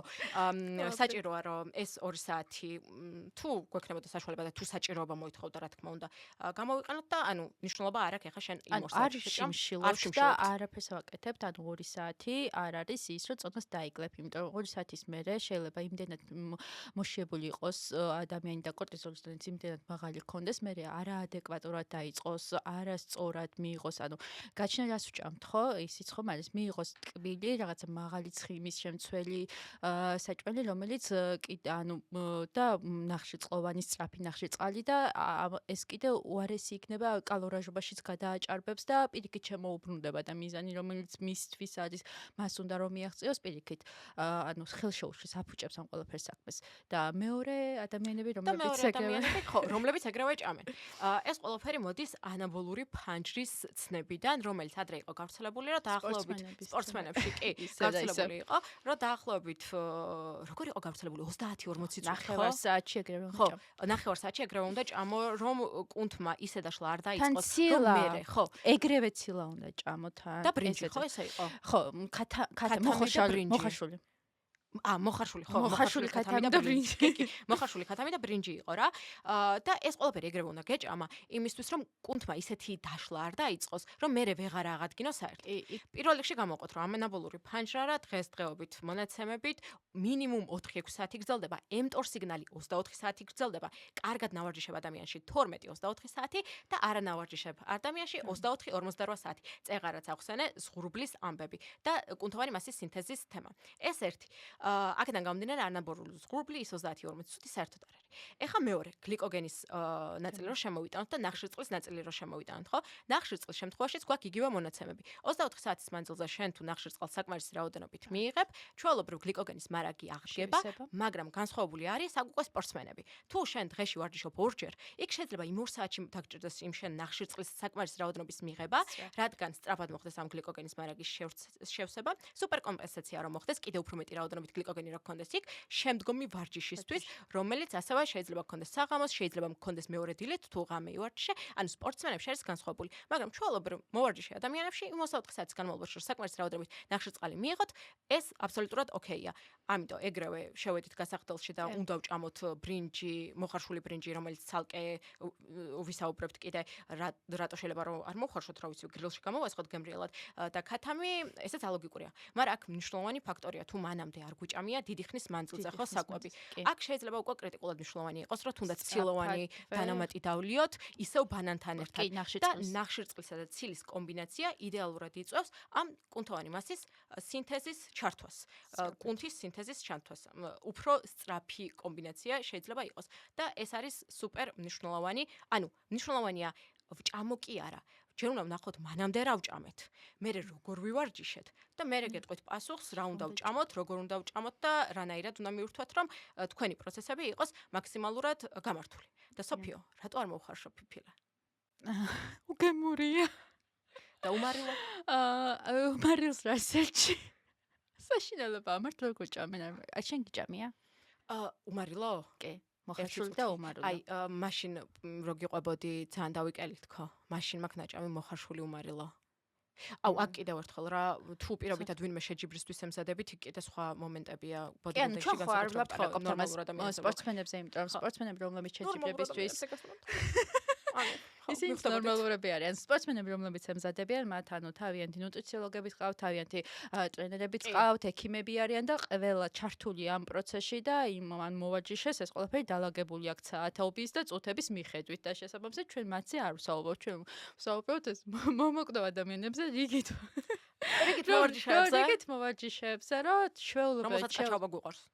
შეუძლიათ რომ გემრიელთ მithot და ანუ იდეალური ბალანსი რომ ავაწყოთ მოკლედ ესე იგი ვარჯიშამდე 2 საათით თუ ადრე თუ ვიწყებთ ჭამას და შეგვიძლია რომ ჭამოთ ჭამთ ანუ ბალანსირებულად სადაც იქნება შემოტანილი ჩვენი ცილა რთული ნახშირწყალი და შესაბამისი რაოდენობის ცხიმი შემდგომ 2 საათის მერე ვიწყებთ ვარჯიშობთ ადეკვატურად ნუ ძალის მერი იქნება თუ რაც იქნება როგორც აგვაქვს ასე თქვა დაგეგმილი და შემდგომი უკვე გვაქვს ის პერიოდი რომ 7-ად ანუ მივიღოთ შყაპი გამოვიცვალოთ 7-ად წავიდეთ და ისე ავიწყოთ ჩვენი ბალანსირებული კვება საათებში და მივიღოთ ეს სწორედ კომბინაციაში და აქ საერთოდ მნიშვნელოვანია რომ შეიძლება არ დაგჭირდეს ეს სილოვანი დანამატის მიღება.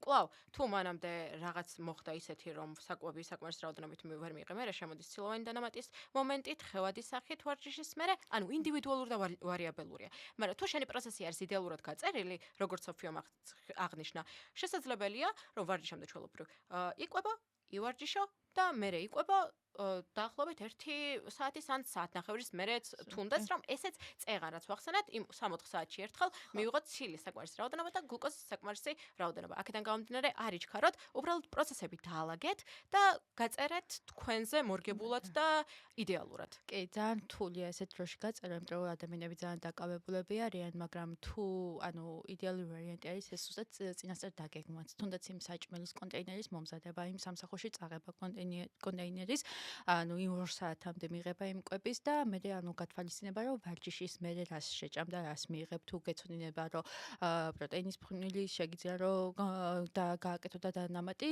ეს კომბინაცია გააკეთე თუ იცი რომ უკვე სახში მიდიხარ და შეგიძლია რომ 7-დან გამზადებული გაქვს უკვე და შეჭამ ანუ ეს უნდა იყოს დაგეგმილი თუნდაც 2-3 დღით ადრე დაგეგმო და გადაანაწილო და მე ანუ ვიცით რთული გრაფიკები გადატვირთული სამსახური სახლი ბავშვი ეს თემები ყველასთვის არის ცნობილი უბრალოდ თუ სწორად დაგეგმა ყველაფერი გამოსვლადია. კი, აბსოლუტურად ესეა.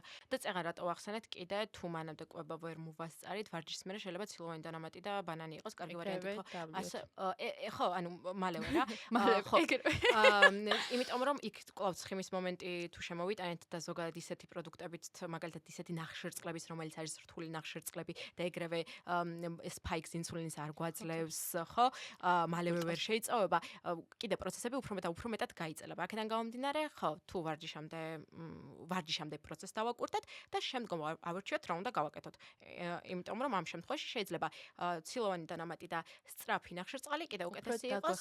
კი, უფრო დაგვეხმაროს ვიდრე ნელი ნახშირწყალი ან ცხიმი. და სოფიო, მოდი ამ თემაზეც ვილაპარაკოთ, წეღან ვახსენეთ.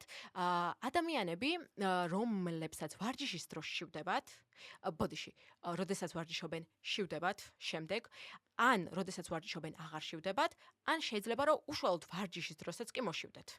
სამი სხვადასხვა კატეგორია რო გამოყოთ და სამივე კატეგორიაზე ვისაუბროთ. იმიტომ რომ ალბათ გვეყარება მსმენელები, რომლებიც განსხვავებულად რეაგირებენ ვარჯიშზე.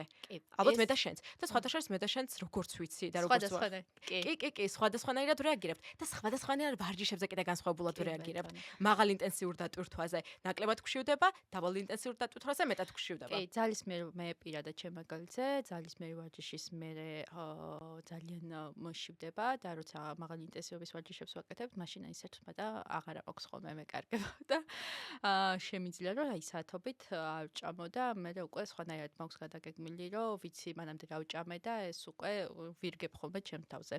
მაგრამ ყველას მიდგომა სხვადასხვანაირი და ინდივიდუალურია ყველა ადამიანი. ვიცნობ ადამიანს რომელიც შუა ვარჯიში, მანამდეც კარგად ასე თქვა დანაყრებული დანაჭამია, მაგრამ შუა 3-4 ვარჯიშის მერე კიდე მოშიდეს, წავიდეს, მიირთვას ისევ გემრიელად დანაყრდეს, გამოვიდეს და გააგრძელოს ვარჯიში და არ არის მისთვის პრობლემა არც. სუპერ ადამიანია კონსტალტაციაში. ხო, ცხოვრებაში ეს არ ვიცი. კი, ყველა როგორც კი ეს არის ძალიან ინდივიდუალური, რომ ადამიანს შეიძლება ესე მოშივდეს და შეუძლია რომ ფიზიკურად გავიდეს შეჭამოს და მე ისევ გააგრძელოს. მე მაგალითად ფიზიკურად ვერ შევძე, იმიტომ რომ ეს კუჭის სისავსე ძალიან შემაწუხებს. და რაც შეეხება ვარჯიშის, როცა ინტენსივობას როგორც თქვით, რომ მოშიება არ მოშიება, ინტენსივობაზეა ვარჯიშის დამოკიდებული. კიდე შეიძლება ითქვას, რომ დამწყების თემაც შეიძლება იყოს, იმიტომ რომ დაწყებ ადამიანებს გლიკოგენის მარგი უფრო სწრაფად უთავდებათ, ასე ვთქვათ. ენერგია აღარ აქვთ და სადღაც შუაში რო არიან ვარჯიშის უენერგიობის მერე მაშინვე სჭირდებათ რომ აღიდგნენ ენერგია და ჩვენი ენერგია რა თქმა უნდა ჩვენი საკვებია და ეს მომენტი არის რომ გაითვალისწინოთ რომ თუ ახალი მისულები ხართ დარბაზში თუ ნებისმიერ ვარჯიში ახლა დაიწყეთ და 20-30 წუთის მერე დაიღალეთ და უენერგიობას უჩივით ეს ნიშნავს რომ და მანამდე იცით რომ 2 საათით ადრე ჭამეთ საჭმელი მაშინ ეს იმას ნიშნავს რომ უბრალოდ ეხლა იწყებს შენი კუნთები და შენი ორგანიზმი ამ ადაპტაციას ვარჯიშის მიმართ და შესაბამისად ჭირდება გარკვეული დრო, პირველი კვირა, მეორე კვირა და მერე უკვე ნელ-ნელა შეძლებთ რომ ის გარკვეული თქვა 45 წუთი თუ 60 წუთი რამდენი ხანის ვარჯიშობთ, ისე გადავიდეს რომ ეს ენერგია მოგყვეთ ბოლომდე. და მეორე, როგორც თქვი რომ შუაში მოუშვიდა, იმიტომ რომ დამწყებია და 2 საათით ადრე კარგად ქონდა ნაჭამი და არის მეორე კატეგორია, რომელიც დილეცხა საათზე მიირთვა, საუზმე, კი, ნოყიერი და სავსე ყველა ნუტრიენტით, მაგრამ საღამოს 4 საათზე მოვიდა, შუა დღის 4 საათზე, თუ საღამო. ალბათ შუა დღის 4 საათი. არა, იდეაში გააჩინა როდის იწყებ დღეს. ჩემთვის საღამოა უკვე 4 საათი. კი, უკვე 10 საათია მოგვიძებს საღამოს 4 საათზე, ხო?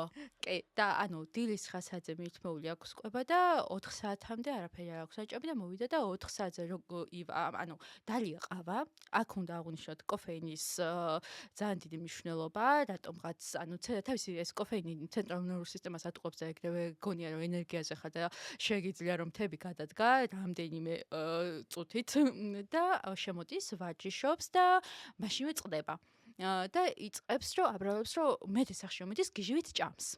და მეუბნება რომ ვარჯიში მაშიებს, რეალურად ვარჯიში არ აშიებს, რეალურად ის არის რომ ჭამდან ჭამამდე ქონდა ძალიან დიდი ფანჯარა.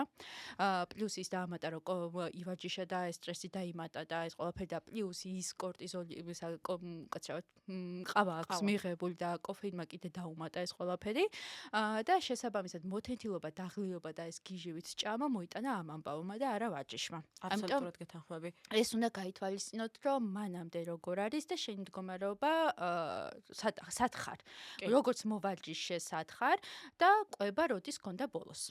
აბსოლუტურად სწორია და აბსოლუტურად გეთანხმები. კი, ფიზიოლოგიურად გვაქვს მომენტები, სადაც ადამიანების კატეგორია არსებობს, რომელთაც უფრო მეტად შივდებათ და ადამიანების კატეგორია არსებობს, რომელთაც საერთოდ არ შივდებათ და მადა ეთრგუნებათ. ამ ყველაფერში მნიშვნელოვანია ის ჰორმონალური ბალანსი, რომელიც ვარჯიშის პერიოდში ხდება.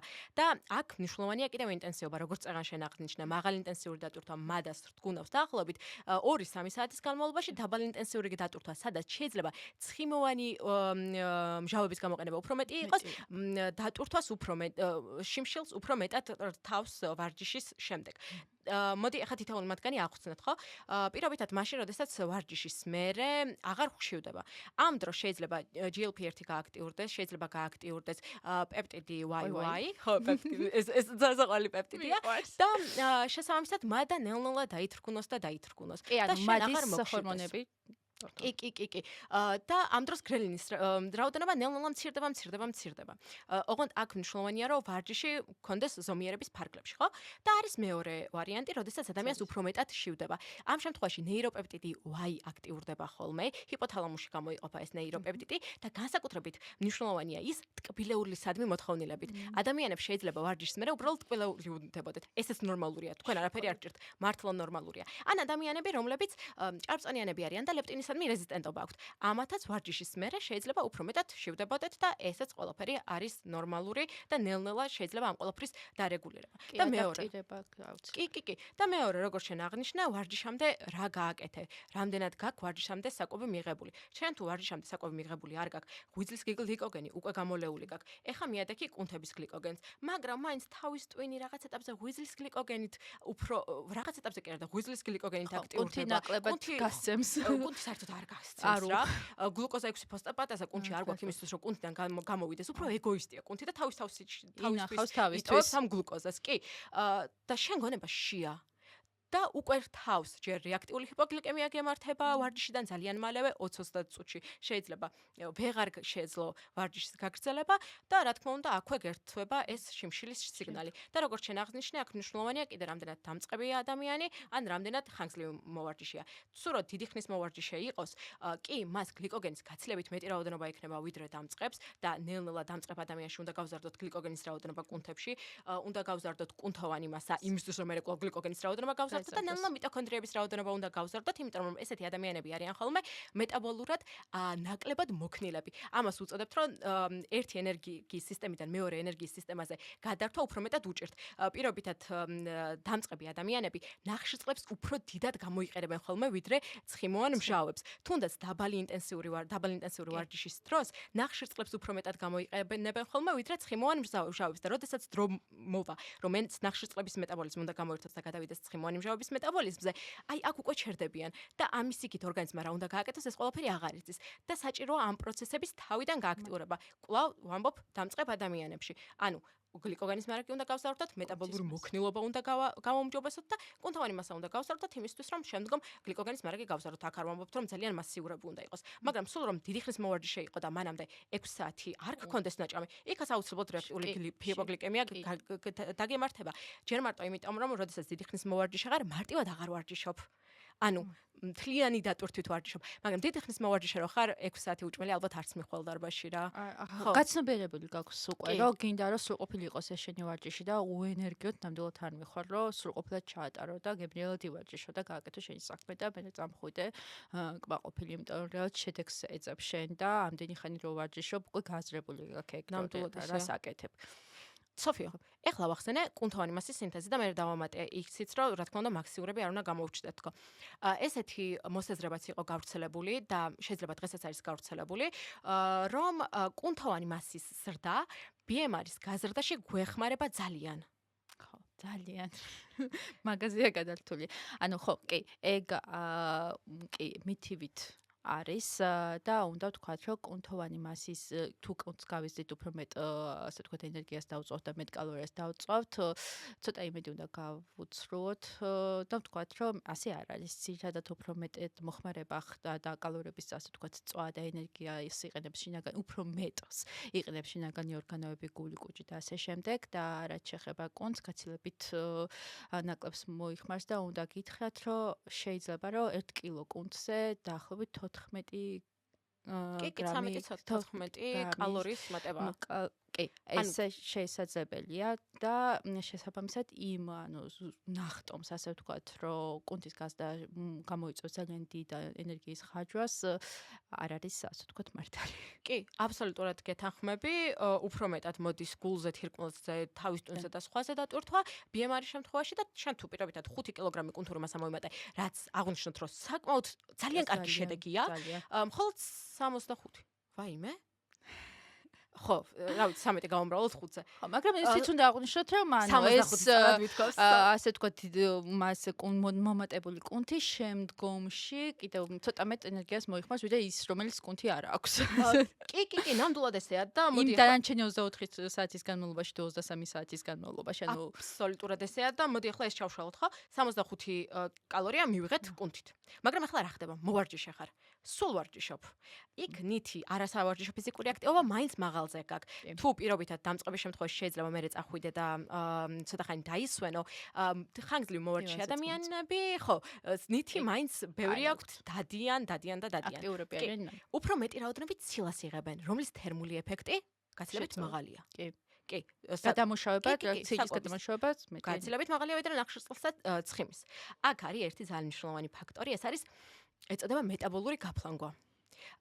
ეს გულისხმობს ესეთ რაღაცას, რომ ადამიანები, რომელთაც აქვთ მაღალი კუნთური მასა, აქვთ მაღალი მიტოქონდრიული სიმჭიდროვე და იმისთვის, რომ წარმოიქმნას ენერგია, საჭიროა რომ მიტოქონდრიის ფორებში მოხდეს პროტონების დინება. მაგრამ აქ ეს პროტონების დინება ისე ხდება ამ მიტოქონდრიებში, ხა წარმოიქმნა მიტოქონდრია, აი გაედინა და ატეფი წარმოიქმნა, ხო? ისე ხდება ეს დინება, რომ ატეფი არ წარმოიქმნა, სითბოდ გამოიყოფა. და უბრალოდ სითბოთი ფლანგება რა ესეთ ადამიანებში და BMR შეიძლება 20-30% ამაზე მოდიოდეს და ჩვენ თუ კარგად ხარ ნავარჯიშები დაახლოებით 300 კალორიით 200-300 კალორიით გაგირცარდოს დღიური დანახარჯი ამ მიტოქონდრიულმა გაფლანგვამ რაც ძალიან კარგი შედეგი იქნებოდა ამ შემთხვევაში და კიდე ერთი მნიშვნელოვანი რომ რაც უფრო მეტი კუნთური მასა გაქვს მით უფრო მეტს მუშაობ თუნდაც ვარჯიშის დროსაც მით უფრო მეტად იხარჯები და ხო აი აქ უკვე ბევრი ფაქტორი შემოდის რა რის გამოც შეგვიძლია ვთქვათ რომ მოვარჯიშე ადამიანები მას შეიძლება მეტი კალორია დაწვან დღის მანძილზე რეალურად მაგრამ არა იმიტომ რომ კუნთი აქვთ ბევრი კუნთის ხარჯზე არ ხდება ეს ყველაფერი და თქვენც თუ ამ ფაქტორებს ჩართავთ ახლა რა თქმა უნდა მეტაბოლურ გაფლანგვას ესე მარტივად ვერ ჩართავთ მაგრამ ნითის ფაქტორს ჩართავთ ცილის საკმარის რაოდენობას მიიღებთ ხო უფრო მეტი შანსი გექნებათ იმით რომ თქვენც როგორც მოვარჯიშე ადამიანებს უფრო მეტი ენერგია მოიხმაროთ კი ნამდვილად ესეა მოდი სოფიო ეხლა ვილაპარაკოთ ესეთ მომენტზე რატომ არ უნდა დაწეროს ტრენერმა ყვება. იმიტომ რომ ეხა შენთანაც რომ მოდიან და მოდი ჩემი პირად кейსსაც გეტყვი, ესეთი кейსი მქონდა რომ ადამიანი მოვიდა და ეხა უფრო ნაკლებად ამას გეუბნები დაახლოებით 2-3 წლის წინ. ეხა მაინც ადამიანი რომ მოდის, უკვე ყველას აქვს გაუცნობიერებული რომ ტრენერთან რომ მიდის, უნდა ივარჯიშოს. ნუ ხვდებით ადამიანებს, რომლებიც გეუბნებიან რომ ყვებაც უნდა დავწეროთ. და ეს რაღაც ეტაპზე შეიძლება ჩვენი ბრალიც იყოს და ზოგადად სფეროს ბრალი იყოს, კი. თემა. ხო, რომ ანუ როცა მოდის ადამიანი უნდა დაწეროს ყვება და ყველაფერი ერთდროულად უნდა გააკეთო რა. და მოსულან და უთქვამთ რომ შენ ყვებას აუცილებლად უნდა დამიწერო და თუ ყვებას არ მიწერს, საერთოდ რატო გადაგიხადო. წავალ და იმ ესეთ ტრენერთან რომელიც ყვებას დამიწერს. და თუნდაც ეს ყვება იყოს ერთჯერადი.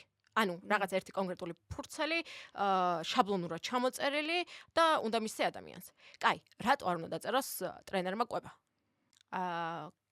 ანუ ტრენერის საქმე და პირდაპირ მოვალეობა არის, რომ გავარჯიშოს, იმუშაოს შენს ტექნიკაზე, სწორად შეასრულოს ვარჯიშები, გაგიწეროს სავარჯიშო პროგრამა და ამაში დაგეხმაროს და მოყვეს.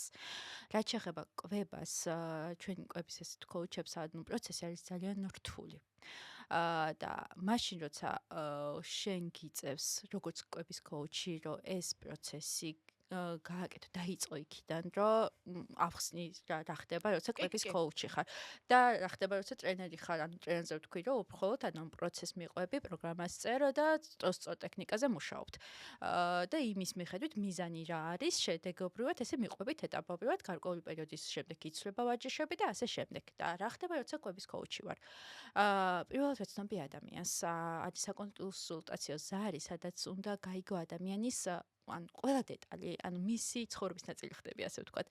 დილით დაწყებული, როგორ ხდება მის გაღვიძება, სამსახურში წასვლა, ან არ წასვლა და თელი დაძინებამდე და ისიც კი როგორ ძინავს და რაიმე ფოთოები და ღამის გაღვიძებები ხო არა, ანუ მთლიანი პროცესი, მისი ოჯახის წევრები, ყველაფერს ეცნობი. შემდგომ თხოვ, რომ 72 საათიანი ყვება დაწეროს, სადაც უკვე დეტალურად ხვდები რა არის დეფიციტში და სად არის გარღვევა. რეალურად ყვების კოუჩი, ანუ არ ვაკეთებთ იმას, რომ რაღაცა შევუზღუდოთ, იმიტომ რომ ვაჭის რო იწყებს ადამიანი, ეს უკვე სტრესია. ამას კიდევ რო უმატებ კვების შეზღუდვებსაც, ის კიდევ უფრო სტრესია. როცა აკეთებ, გადახედავ მის 78-იან საათიან კვებას და ხედავ, რომ რაღაც გარკვეული გარღვევები არის და ამ გარღვევების შევსებას იწყებ, მე ხდება კიდევ ამოგდებები, ასე ვთქვათ, მავნეჩვევების, რაც შეიძლება ძალიან კარგი შედეგი დაგიდოს, სანამ კვებამდე მიხვა. და ფიზიკურად არ ხდება ელჯერადად ამ კვების დაწერა და მიცემა, აი ეს ფურცელი მიეცი და всё. მიყვები ბოლომდე, ყოველი დღე, ყოველი წუთი ჩართული ხარ მის ცხოვრებაში, წავიდა სადმე და უნდა რომ შეჭამოს რა ვიცი 5 ხინკალი, ხო? და დალიოს სასმელი, ალკოჰოლი მიიღოს, ანუ ყველგან ხარ, მასთან ხარ და მასთან ერთად ამ ეტაპს გადიხარ მასთან ერთად. და შესაბამისად ტრენერის ფუნქცია საერთოდ არ არის რომ გაყვე ესე ყოველდღიურად შენი ფუნქცია არის რომ იმ სავაჭრო სესიაში ავთავო დაიწყო და დაასრულო.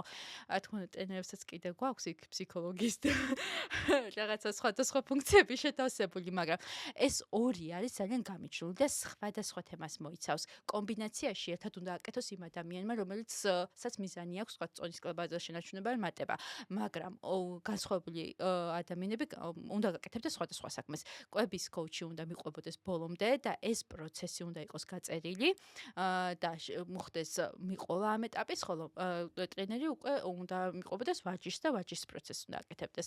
თუ კომბინაციაში მოუნდებათ რომ ერთად გააკეთოთ, ეგეც არა პრობლემა. კი, აბსოლუტურად გეთანხმები და მაგ პროცესს მე აღარ განმეორდები და ერთ პატარა მომენტს დავამატებ.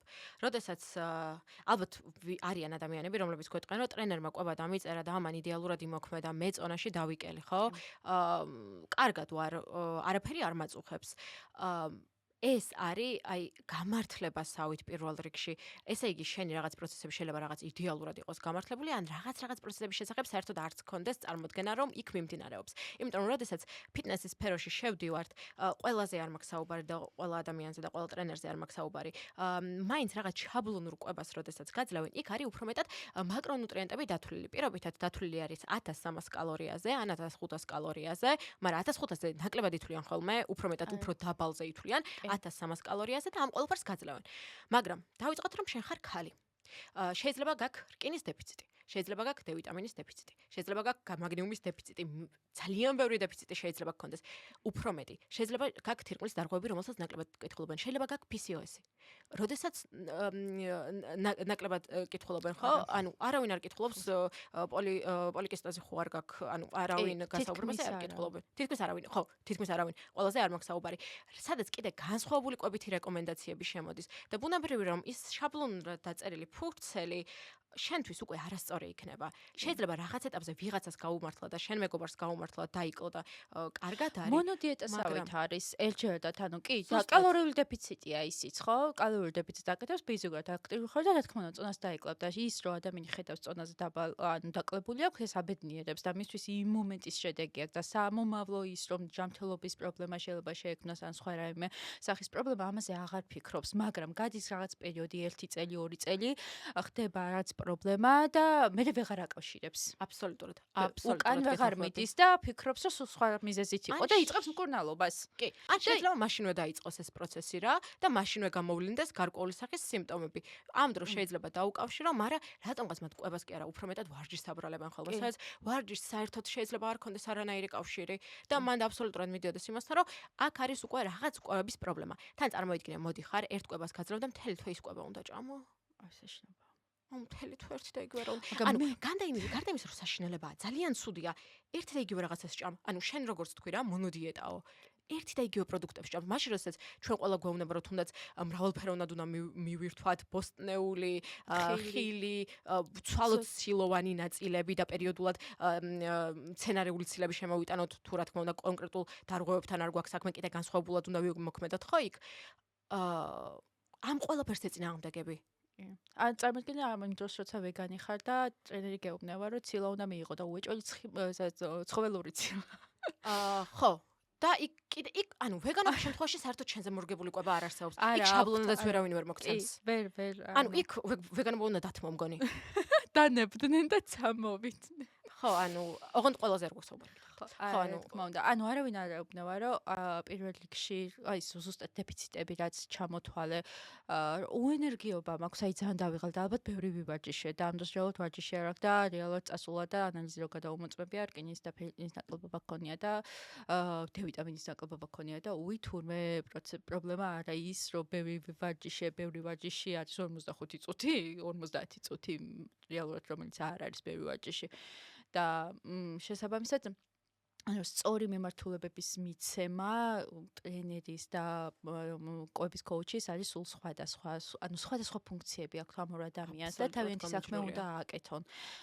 და შესაბამისად, თუმცა იმედ ძალიან დიდი იმედი მაქვს, რომ მალე გამოსწორდება ეს თემა, რომ პირდაპირ ესე მოხვალ და შენ კვებას ხო დაწერ, ეს თემა აღარ იქნება და აღარ ეხლა მოსთხოვ. უფრო ნაკლებად არის რა. ნელა მართლა შეიცვალა ეს მიდგომა და ადამიანები მოდიან და პირდაპირ გეუბნებიან, რომ უნდა ვივარჯიშოთ და მოდი ვივარჯიშოთ. კვებას იქ საერთოდ არ ახსენებენ, თუ თავად ვეახსენებენ, თვითონვე უკვე იციან, რომ შეიძლება იქ კვება კიდე განსხვავებულ დაჩარჯვასთან იყოს ასოცირებული რა. კი, ანუ ტრენერისგან რა შესაძლებელია, რომ ელემენტარული აი რეკომენდაციების სახით გასცეს რაღაც, რომ გითხრას, რომ თქვა ის სწრაფი ნახშირწყლის თემა და ტკბილეულის ან გაზიანის ასმელის ან რაღაცა ესეთი ელემენტარული, რომელიც არ ვიცი, ბავშვმაც იცის, მე მგონი ჩემმა შვილმა იცის, რომ რა არის ცუდი საჭმელი და რა კარგი და ანუ რაღაც აი ამ დონეზე შეიძლება მოგცეს ადამიანმა რეკომენდაცია და კი ბატონო, მაგრამ ამას ყველა შენ თვითონაც იცი ეს, რასაც გეუბნება, უკვე იცი ამას და მოსმენილი გაქვს მილიონჯერ, მაგრამ ის რომ ესე დაგიწეროს, რომ დილით ერთი კვერცხი და ერთი ვაშლი ჭამოდა, მერე ქათამი მოხაშული და ბრინჯი შუადღისას და მერე საღამოს მხოლოდ იოგურტი და დაწვედა დაიძინო.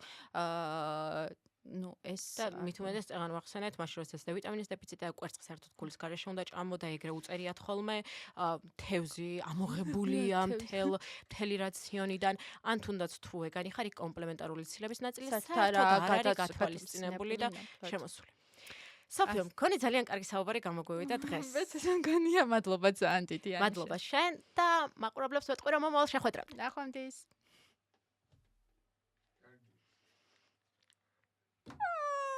მე მავიწყდებოდა ყველაფერი. ჰიდრატირებული ვარ, რომელი საათია? არ ვიცი.